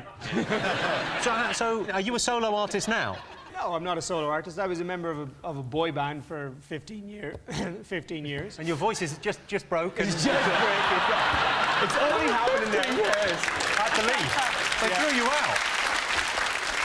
OK, what about you, Stephen? Would you rather be in a band? What would you think? I was in a band at school, yeah. You were in a band at school. What were they called? They were called Aragon. Oh, they're already my favourite band. We went through a lot of names. We were Zenith for a while. But then we realised there was a double glazing firm called Zenith. We recorded an album, The Wizard's Dream. The Wizard's Dream? Why not The Wizard's Sleeve? Is this true? Is this Yeah, absolutely it's all true. But why do you think you didn't make it? Because we were ahead of our time. Sean. Right. And behind our time. There was no time that we would have fitted in at all. John, any musical aspirations? Would you ever... The only band I would like to be in is the Proclaimers. Why the Proclaimers? Why would you want to be... Why would you not want to be in the Proclaimers? There's a song that just ends with 5 minutes of them both screaming the word Jean. Jean! That's it. And they're in a band and they do that, and they're so cool. But they hate the English so much. It's a real barrier. I'd have to pretend from the beginning to be a brother that they didn't know about. Hello!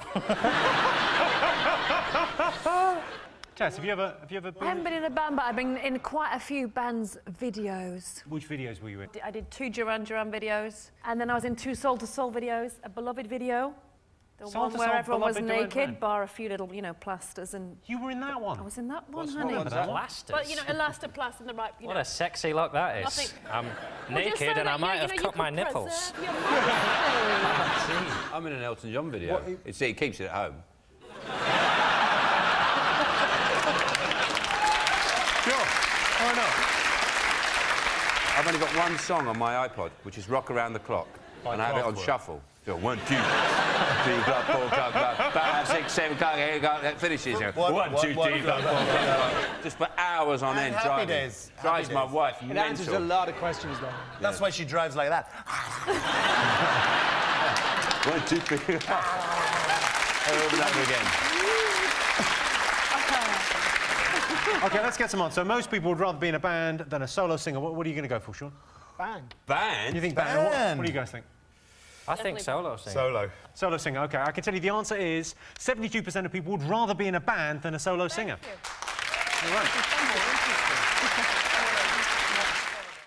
Most men are too embarrassed to undergo beauty treatments. True or false? Well, you've undergone a few, or is that a natural tan? This is natural. Oh. That's a natural tan, is it? Well, I've had sunbeds, but I've quit sunbeds now. I don't have sunbeds no more, so... You've quit sunbeds? Quit. My God, so you've made some sacrifices, haven't you? No. When did you quit sunbeds? Like last week. So, what's your daily regime, beauty-wise? What do you do, beauty-wise? Obviously, you know, I wake up, look at myself, and I think, dream. But then I get... Then what? Then I get in the shower, do my hair afterwards. Bang, bang. What are you saying? Bang, bang. And who's over there? That's meant to be the mirror. Oh, I thought that was your carer.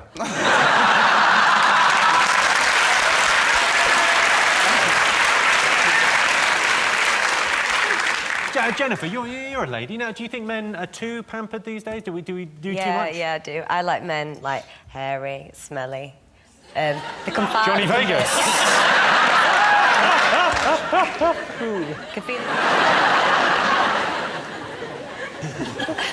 John, do you do any?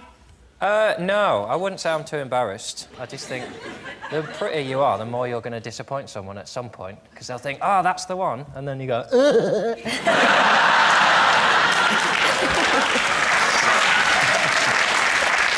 So you don't do anything. You don't do any I had beauty my treatment? first extraneous nostril hair this week.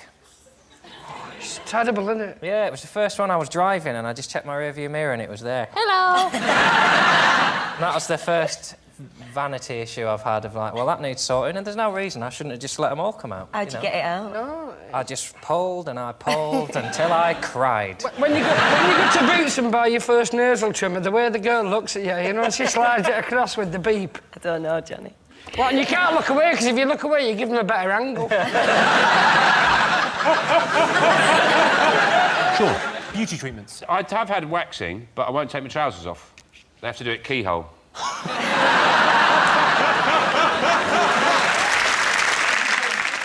So what do you think? I'm going to get you a diffuser. A what? And then they can't technically say, even that's another step away from blow drying. A diffuser? Yeah, it's one, you know, with the little spikes in it, you just run it through. What it does, it breaks it up and you'll get no split ends. What have you done with the real Johnny Vegas? Johnny, what do you use on your hair? Hey, sunshine, I had a perm, all right, that, 2 minutes. I used to lacquer, I used a mousse, I used a diffuser. Didn't towel dry, because that created heat and friction. No, I'd wrap round, I'd give it 20 good minutes. I treated it with respect. I hope that falls out.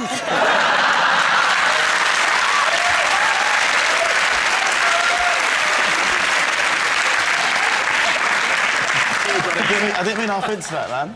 Yeah, well, you did. And you know what? Give out for that. Look after it. You don't know where you go while you're young. OK.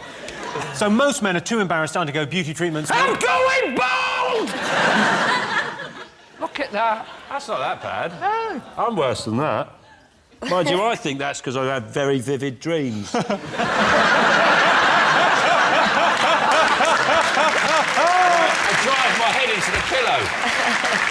OK, so most men are too embarrassed to undergo beauty treatments. True or false? What are you going to say, Sean? True. You think it's true? You think they are too embarrassed? Yes, Sean, I do, what do you yes. think? Team? Jennifer, what do you think? Are most men too embarrassed? False. You're going to go false? OK.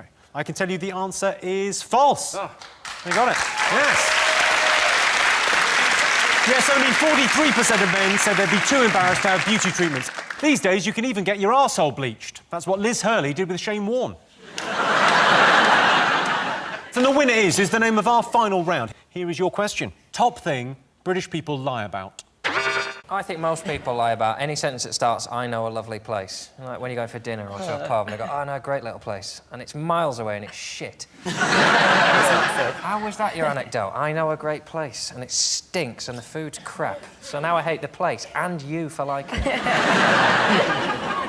It's telling your partner or your wife that they're your best friend. That's a lie.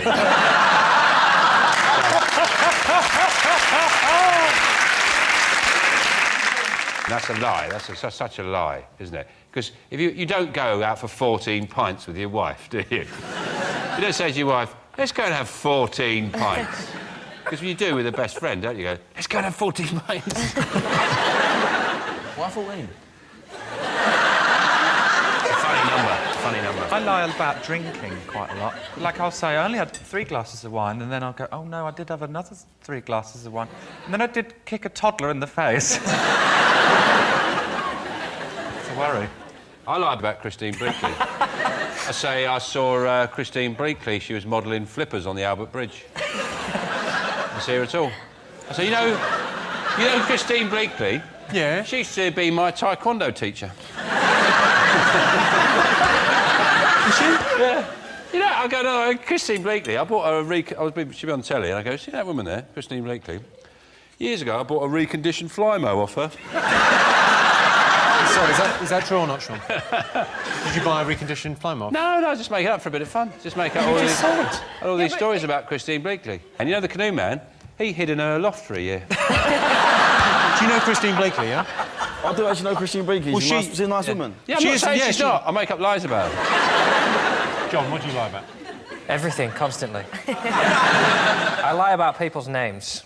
Like, if the first thing you had to do when you saw someone was say their name, people who've known me for years would find out that, actually, I don't really care who they are. I don't think anyone really knows anyone's name. Do you know what? I call everyone, yeah. If I don't know someone's name, for some reason I call them Ashley.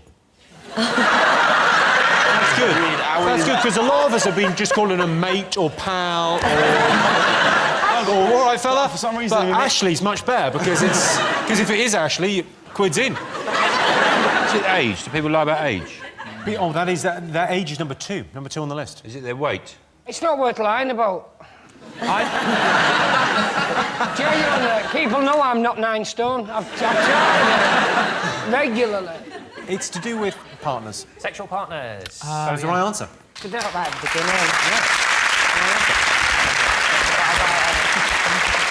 Yes, the top thing British people lie about is the number of sexual conquests they've had. I've rounded mine up to 2.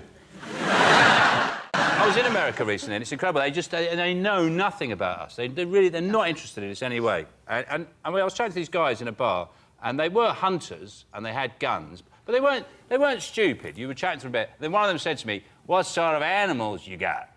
Right. And I went blank, actually. I forgot. I went, we got foxes, pigeons. And this guy said to me, he went, "You got lions?" And he was being serious. He was being genuinely serious. "You got lions there?" And because he had a gun, I couldn't laugh in his face. So I went, yeah, we do, yeah. Well, we've got a couple of dinosaurs, actually. We've still got dinosaurs. Griffins, yeah. The reason we cover the American election for so long, though, is because it's fun to let them pretend they're still a superpower and that we care. Because China have had an election this week as well, and it happened for about 2 minutes. The really powerful people went, who should we have next? And they went, that guy. Yeah. Should we ask anyone else? Nah, f*** him. You know, someone asked me today at the train station if I was Louis Walsh. What? Someone asked you if you were Louis Walsh? Twice. What were you doing? I was just standing with my bags and she said, excuse me, you Louis Walsh? Were you talking to the train driver going, I love the way you're driving that train? You've really made it your own. Yes, that train, You really took me on a journey. Fair enough, on the train. OK. John's team, what do you think people have been talking about over the last week? What's happening in the world? Let me look this way when I ask. Just looked right into your eyes then and I was terrified. Well, in this country, fascinatingly, one of our MPs, Nadine Dorries, has decided the best way she can get ahead as a politician is to go into the jungle. And eat kangaroo testicles. She's decided to enter I'm a Celebrity, Get Me Out of Here, and not spotted that she's an MP, and it's not called I'm an MP, I should probably do some work. Since taxpayers pay me to do my work. So she's gone out there. I've already seen enough of her. It hasn't even started. I've already seen pictures of her sunbathing in the nude. And her breasts are actually a very good analogy for the coalition, because they appear to be a partnership, and yet they're putting as much distance between themselves.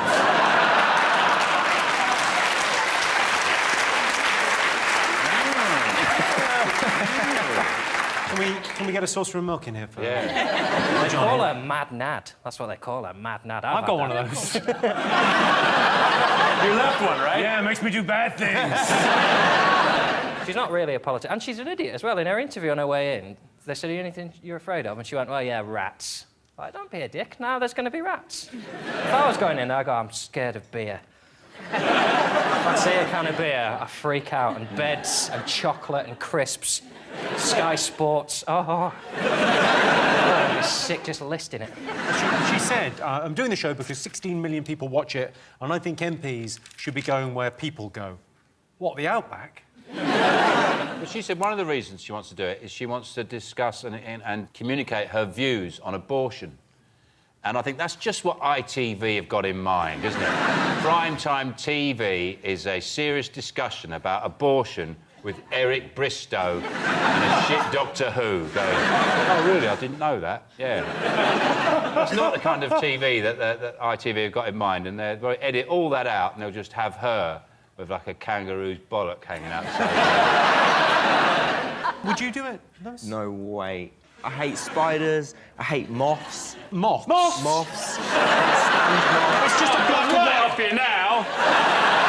You hate moths? It's just a black and white butterfly. I got home the other day, right, and I saw this massive moth, right, in my bathroom. You saw a moth in your bathroom? Yeah, right? I needed to have a shower and I was too scared to go in. So what I did is I went in with this You're too scared? I went into the bathroom, right, with this super strong hairspray. What? Seriously.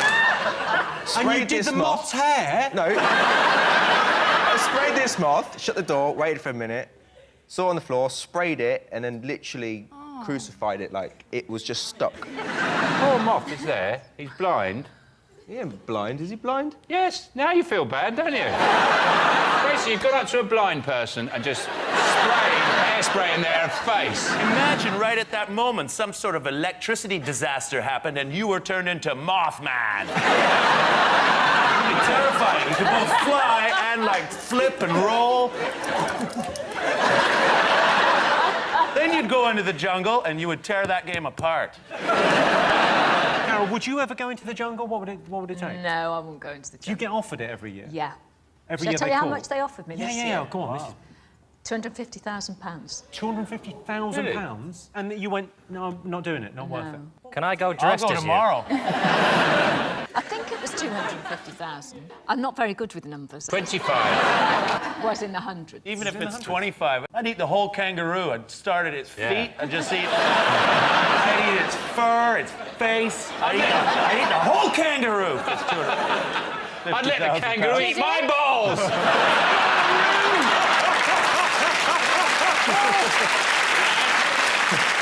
Best way to make an ex jealous. What do you think? I'd say going on Strictly. Going on Strictly is the best way to get back at an ex? Well, no, not getting back, but obviously making them jealous, because I don't want to see your face anymore, but you're on there every week. Yeah, but you are wearing a lot of glitter. But making it look masculine. Of course you are. I think being able to fit into their clothes, that makes them jealous. Look, I can get into your clothes. Turn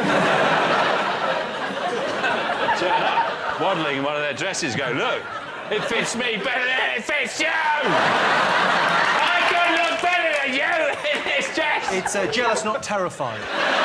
Drive by their house in your new golden van. I got a van made of gold!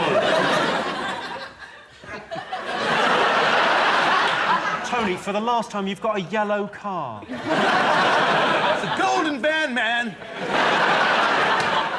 Do any of you stay in touch with your exes? Not a question for you, John, obviously. Can I just ask? Go on, ask. What happened with his ex? John's, yeah. She didn't exist. She didn't exist. It became a bit of a problem because she wasn't there and he was buying her things and she was just air. And eventually he got quite cross with her for not really having a body. So he finished with her? Yes, he went like this. I think she dumped him. What about you? Do you keep in touch with any of your exes? Nah. Do they meet up and have, like, a support group, or...? Have you ever got the mistake text, but, like, the deliberate on purpose one, where you send one deliberately to your ex, but you've constructed it so it looks like it's to someone else? So you've gone, thanks for such a great night. Oh, I'm so glad I'm so happy and slim and beautiful. See you soon, sexy boy. Alice. Have you genuinely done that? I read about it. You read about it in your sent text? Well, another one on the list is change your relationship status on Facebook. Oh, what a world.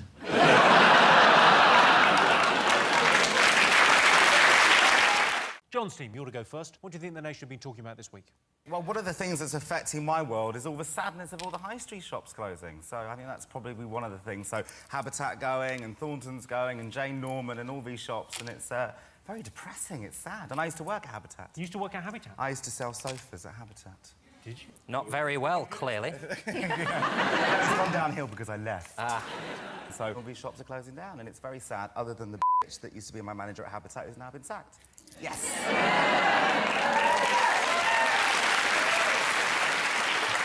Look at me now.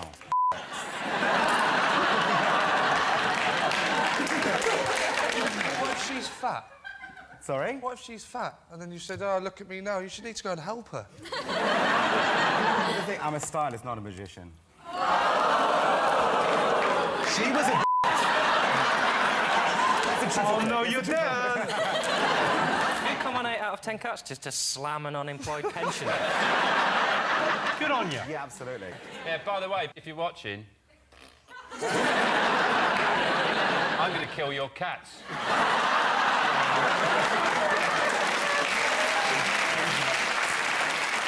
What are you doing? What is it? Oh, like, Three haters. clicks. You do that one?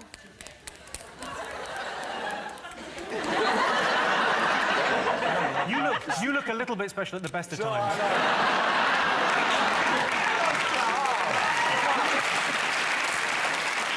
Let's get back to the high street. So the other ones have gone out of business. So Thornton's have gone out of business. Habitat have gone, as we said. Comet have gone. Carpet-Right have gone. So Carpet-Right are actually going to have a closing down sale because they've cried wolf quite a few times with the "we're having a sale." No, really, this is a good sale. But this time they mean it. Carpet-Right's one of those things. You just can't sell carpet because your brain just can't cope with seeing carpet like on the wall and in a book. They should have carpet shoes, shouldn't they? So it's like a shoe. Put your foot into a piece of carpet and it fits like a shoe. Then you walk around. You look down and you go, that's what it would look like, wouldn't it? What do you think about that idea, Carpet-Right? Is it too late?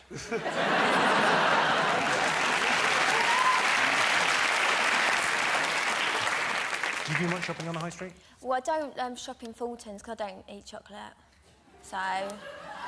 So, doesn't matter, that's gone. It's 140 shops and 20,000 jobs, but yeah, don't worry about that. I don't think that one matters as much because you're not affected. No, I used to love Jane Norman. I can't believe that's closing down. Jane Norman, I couldn't get my tits in those clothes, so I'm quite glad it's shutting. You've got a high street shop, haven't you, Amy? My friend does. She's on the show, The Only Way is Essex. The Only Way is Essex? Yeah. I wanted to mention that, actually. It's not the only way, there's a better way.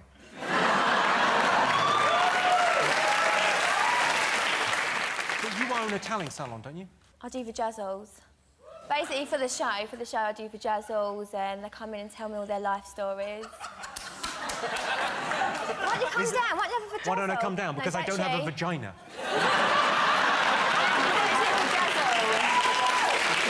Is it called a pajazzle when a boy has it? This is when you put the... Oh, well, surely you should call it glitter balls.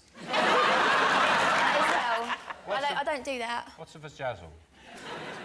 They take a twinkle cave. Twinkle cave.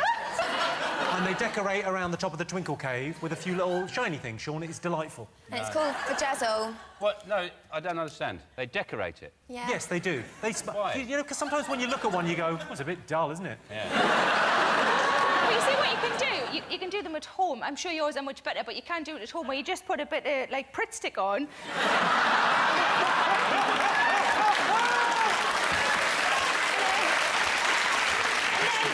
A bit of glitter on, but you always have to do it over, like, a bit of newspaper so you can get back into the thing, because it's expensive. Could you do it with, like, could you use dried pasta and stuff and lentils as well?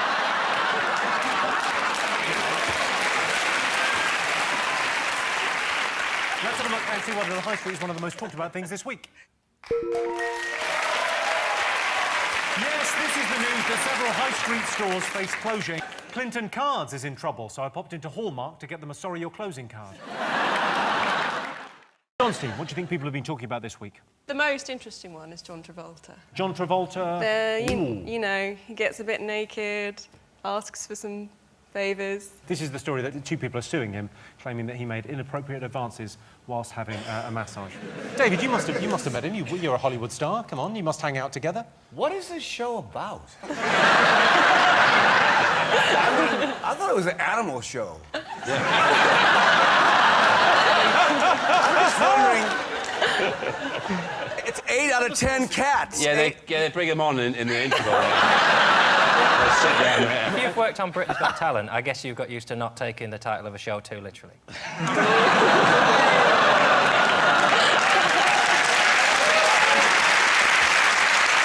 It's been alleged that Travolta propositioned the man for sex. Well, that's not quite how he put it. He actually said, "Will you touch my rama-lama-lama, ka-diggity-ding-de-dong," before suggesting they move to the bedroom for some shoo-bop, shoo-waddy-waddy, ippity-boom-de-boom.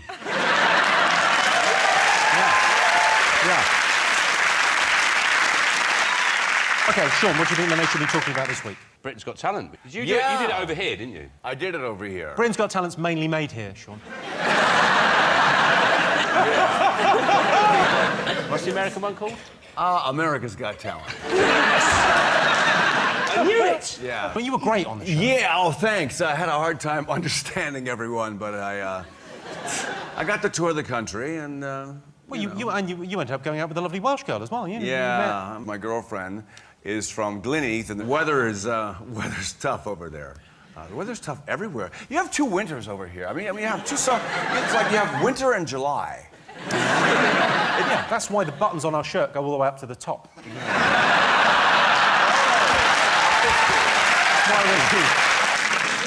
I met Pudsey this week, and I thought I was a dog fan, but to be fair, never met one with more money than me. I was watching her and I thought I'd be a lot more impressed if he was a Labrador and she was blind. And the dance routine was actually worked out by the dog. She's just going, what are we doing now? What are we doing now?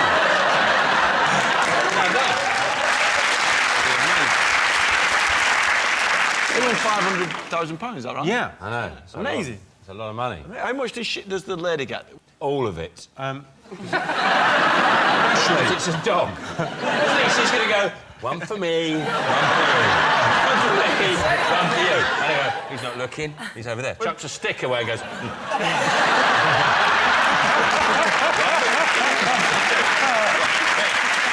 Well, there's a new talent show in town, Jimmy, and it's called The Voice. And maybe you're not watching The Voice. Will I am. Jon Richardson, everyone. Yeah. You know when sometimes you're watching a TV talent show, it's basically karaoke on TV, and you think, this needs chairs that spin round. It seems to be such a big selling point, doesn't it? Yeah, yeah. Chairs spin round, it's a big deal. It's quite exciting at first. I don't think it's part of the format. I think it was in Tom's contract, because his hips are so bad he can't turn round anymore. It took so long, they put the chairs in. After the show, they put wheels and handles on it and take him home. Is the show better if I did... Oh, I heard you, and then I didn't know what you looked like, and then I turned around. It should be allowed, though, once they've turned round and seen the people, to go, keep going. If they can turn back again, go, we must be joking. I don't know, I mean, Tom Jones is like, he's sort of quite an icon and stuff, and he's had hits for 40 years, but Danny is in the script. I reckon the first time the viewing public saw Danny, Wikipedia must have crashed. Who's he? Literally, I couldn't pick him out of a lineup. He could be in our front row now, I would not know. You wouldn't know, he wouldn't be facing you. No, Sam, you are not the voice. That's okay. You are the moves, you are the quiff, you are the fashion. You can come on the ass. That's a show I'm developing.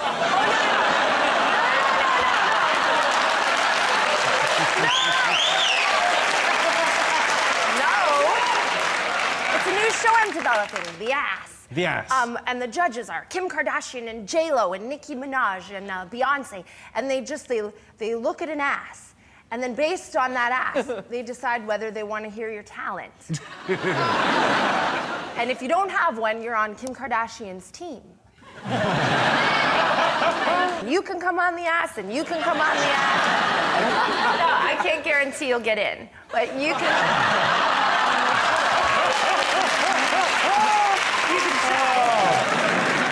The Voice aims to take total nobodies and make them household names, like Danny from The Script. If you're honest, did you know who Danny was? Yes, I did. What's your favourite Script song? I went to Euro Disney when I was a young teenager and got groped by Pluto. Sort of put me off it, really.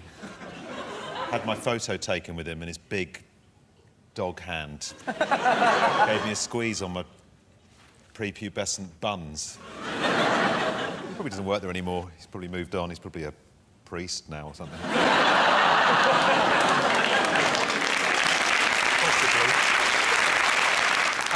I've never thought there might be a sinister reason why Mickey Mouse wears those white gloves before now. No Prince, Pluto! Do you think Minnie and Mickey are like children, or do you think they're grown-up mice? I think they're grown up. I think they're grown up in my head. They're grown up. Are they a couple or are they brother and sister? Oh, I think mice. They've both got the same surname. I think. Look, I know exactly what's going on because I've got the 2-year-old. Mickey and Minnie dating. Donald and Daisy dating. Goofy, a dog, dating Clarabelle, a cow, who has a pet dog, and Pluto's also a pet who doesn't make any decisions or choices. Something's wrong in the Mickey Mouse Clubhouse. I'll tell you that right now.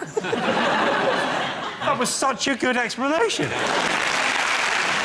Me and my friend at uni took a girl on a first date to see Freddy versus Jason. And then on the way home, he bought her... Well, he didn't actually buy her. They went to KFC, but he wouldn't even treat her to the bucket. He wouldn't even treat her to the bucket? The KFC. Is that... She had to split the bucket. He split the bucket? He didn't see a movie and then he split the bucket. Well, that sounds like... That makes sense. That's the rudest thing I've ever said. Piranha 3 Double D is a sequel, isn't it? There's a Piranha film. Yes. Did you see that before you did 3 Double D? Of course he didn't. Part of it. Hand on heart, have you seen Piranha 3 Double D? Well, yes, I did. Yeah, I did go to the restroom at the pivotal moment of the film, and I missed that. Oh. Is it when all the credits come up? Yeah. No, it has something to do with a piranha and a guy, and well, you can say most anything you want on these TV shows. So if I say Willie, Well, steady on, David, steady on. There's kids still watching this. He was saying the F word every 5 seconds. Are you making a reference to Mr. Tinkle? Mr. Tinkle getting his anatomy chopped off in 3D by a piranha while in the moment. In the moment. I can't believe you said Willie on the show.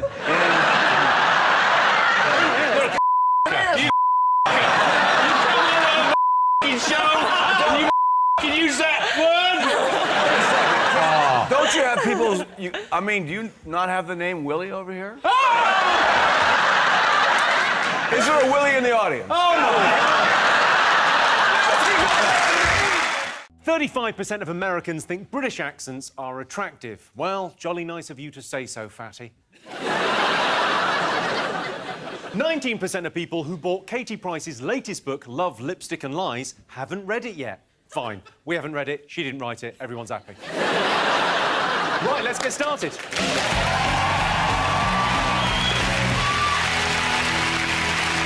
we asked our studio audience, do you think you have common sense? Yes or no? John, do you think you've got common sense? I think I've got too much common sense, yeah. I think I would say that as a result, I'm bordering on the tedious. I don't think I've ever lost my keys or locked myself out or... I can't remember the last time I fell over. I fell over last year. I fell down the stairs and I broke my nose. Now, that does not make life more exciting. Although, ka-ching, Stan a stairlift advert. How did you fall down the stairs? I had high heels on and a rucksack. I always go around with High heels and a rucksack? Ooh, tell me more. And you were dressed as a beefeater. No, I always have a rucksack. I don't like handbags, so I can put both hands in my pockets. So when I trip... You can break your nose. Well, I will say maybe I'm too commonsensical, but if I am going down the stairs in high heels, I don't put my hands in my pockets. You know what I've always thought was not a thing of common sense is I've never understood why people test bath water with their elbows. Oh, no, you've got to use a baby. No. Why do people always use their elbows to test bath water? Because you never put your elbows in the bath. Then you sit there like that. Your elbows never go in the actual bath. And really, what you should test water with is with your balls. And that way, you would know exactly what the temperature is. OK. Of course, the people with the most common sense are probably, you know, practical people like plumbers. Have a look at some of their fine work. Well, maybe that's the Siamese twins. Yeah. Good. Take a look at this one. How do you explain that? Mr. Tickle, maybe? OK, the next one is pretty special, I think. This is an amazing piece of... I don't want them to see my face, but my junk, yeah, I'm fine with that. Fern, do you think you've got common sense? I've been told by a lot of people that I don't have any, but to me it all seems logical. Like, I put knives in toasters and things. Is that a bad thing to do? They are better hot. Yeah.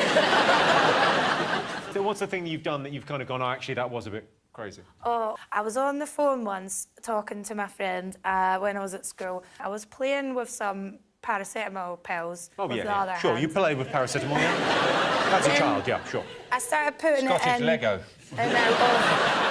In and out of my ear, and then I had to go to a hospital to get it removed from my ear. And then when they took it out, did you go, oh, it sort of aches a bit, and they went, just have a paracetamol? It was dead funny to go, you know it should go in your mouth. I've just remembered something I did, which is very stupid when I was a kid, walking home from school, and I must have been about 7 or 8 years old, and there used to be a level crossing that went up like that. Yeah. And I had a Parker with toggles, and he'd be waiting for the train to go... No. And I was playing with my toggles, and I tied, like, not just one, about 4 knots across the railing. And I was just in a dream world, and then the thing started going up.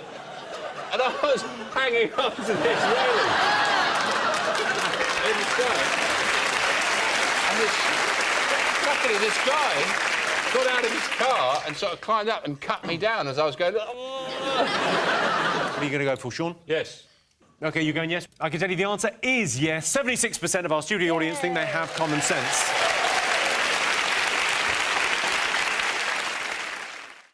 Each day, the UK produces enough rubbish to fill the Albert Hall 12 times over. Some of the rubbish that's managed to fill the Albert Hall in the past includes Simply Red, The Lighthouse Family and James Blunt. Instead of exercising, 7% of women wear body-shaping underwear like Spanx. So instead of having a body shaped like a pear, they have a body shaped like 2 pairs in a sock. And 20% of Brits who viewed a house in the last year felt the same thrill as when meeting a new lover. I know what they mean. The last time I went house hunting, I came away with a semi. Right, let's get started.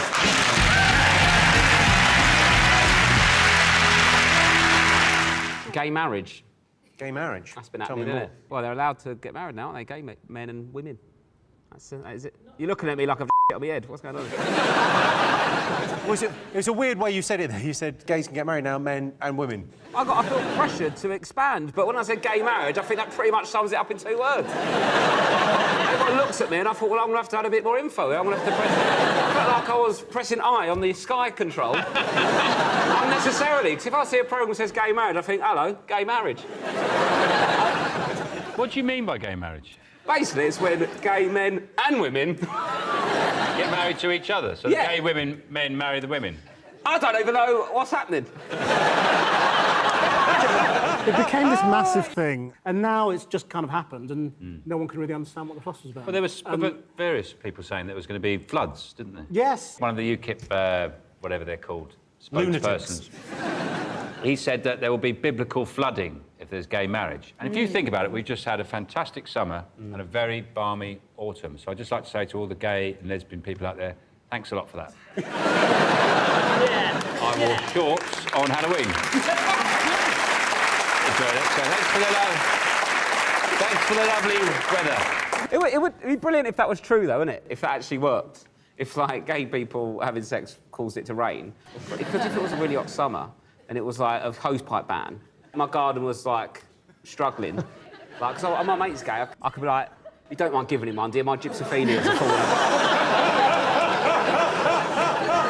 Are you against it, Christian? Were you against it from the start? Gay marriage? Yeah. No, I've been very pro it. Always. I was just trying to catch you out. Yeah. You go, yes, it's an abomination.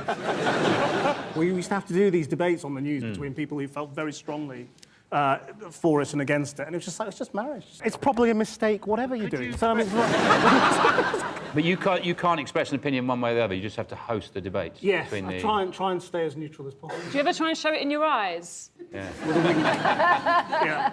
Try and show us that you approve of gay marriage just in your eyes. Yeah, there he is. Is it not difficult if you've got someone on who's talking nonsense about saying, oh, it's going to flood, it's awful, and you're trying, you obviously have to have like a proper debate with him, but aren't you just thinking, oh, off, mate? You just ask increasingly aggressive questions until they... Yeah, until you get your answer. What do you say? You know how gay men have, they have a gaydar. They can spot another gay man, by certain things. I think a lot of us have got gaydars. Do you think they also have a straight-dar that they can spot straight men? They go, he's straight, he bought some jeans, didn't try them on, that kind of thing.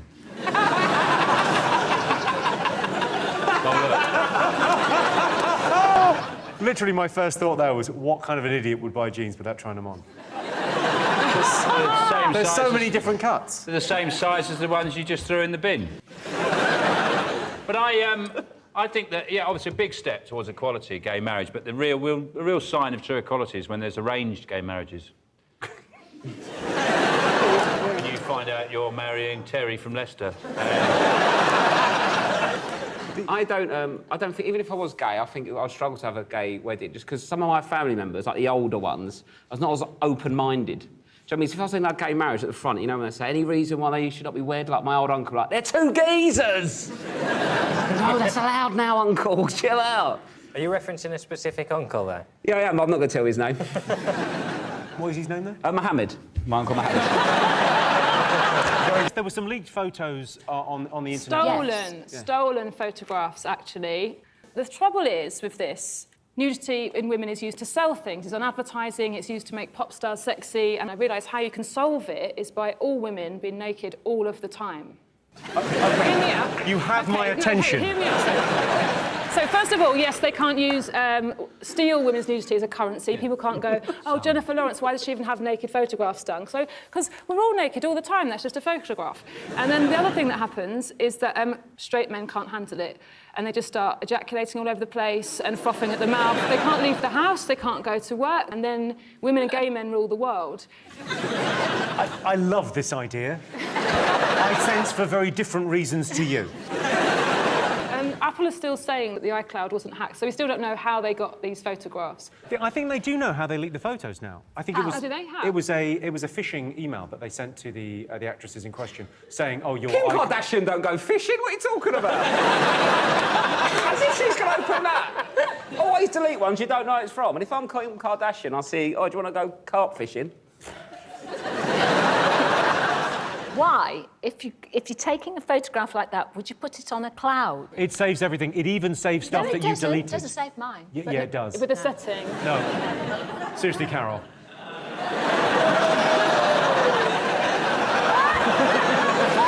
I mean, I just think, why would you take a picture of yourself naked? Is there something a bit weird about finding yourself sexy? Is it like going, whoa?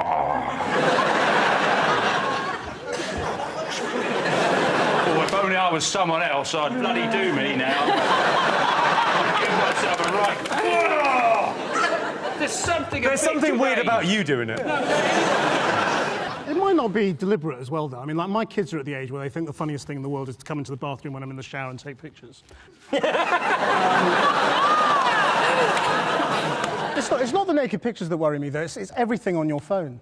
So when my accountant says, can you send me a copy of your P60, and I take a picture of it and email it to him, that picture is also on the iCloud and is completely hackable as well. Yeah, that's going to be a challenging wank.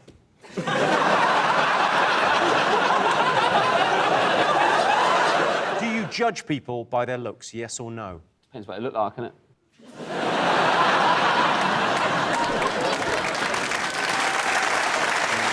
Carol, what do you rate people on their looks? I think we all do, don't we? Really, I mean, look at you. I'm up here, Carol.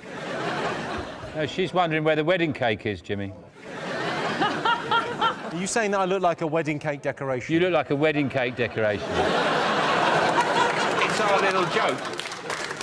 Doing once a series.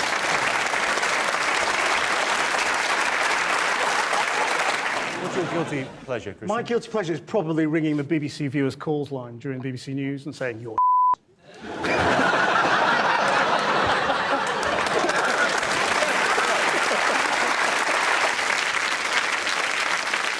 John, what do you think?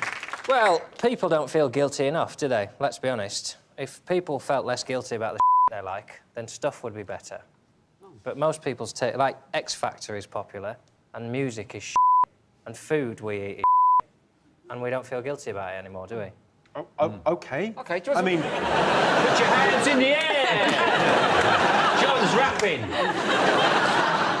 What's your guilty I think it's when you're sitting on the toilet and you know you've got the toilet roll and it's got one bit is slightly lower than the other bit, you know, because it's two-ply. Someone's doing well.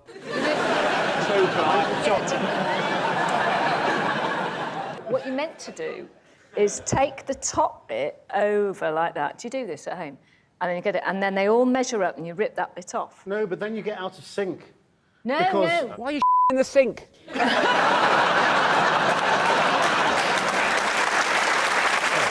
You know, you said about your wife splitting up with you after 2 weeks. I think you might have moved a bit closer. She won't see this. She's got school in the morning. She's a teacher. As if a teacher would go out with you. She's a teacher. And she's got a master's. There's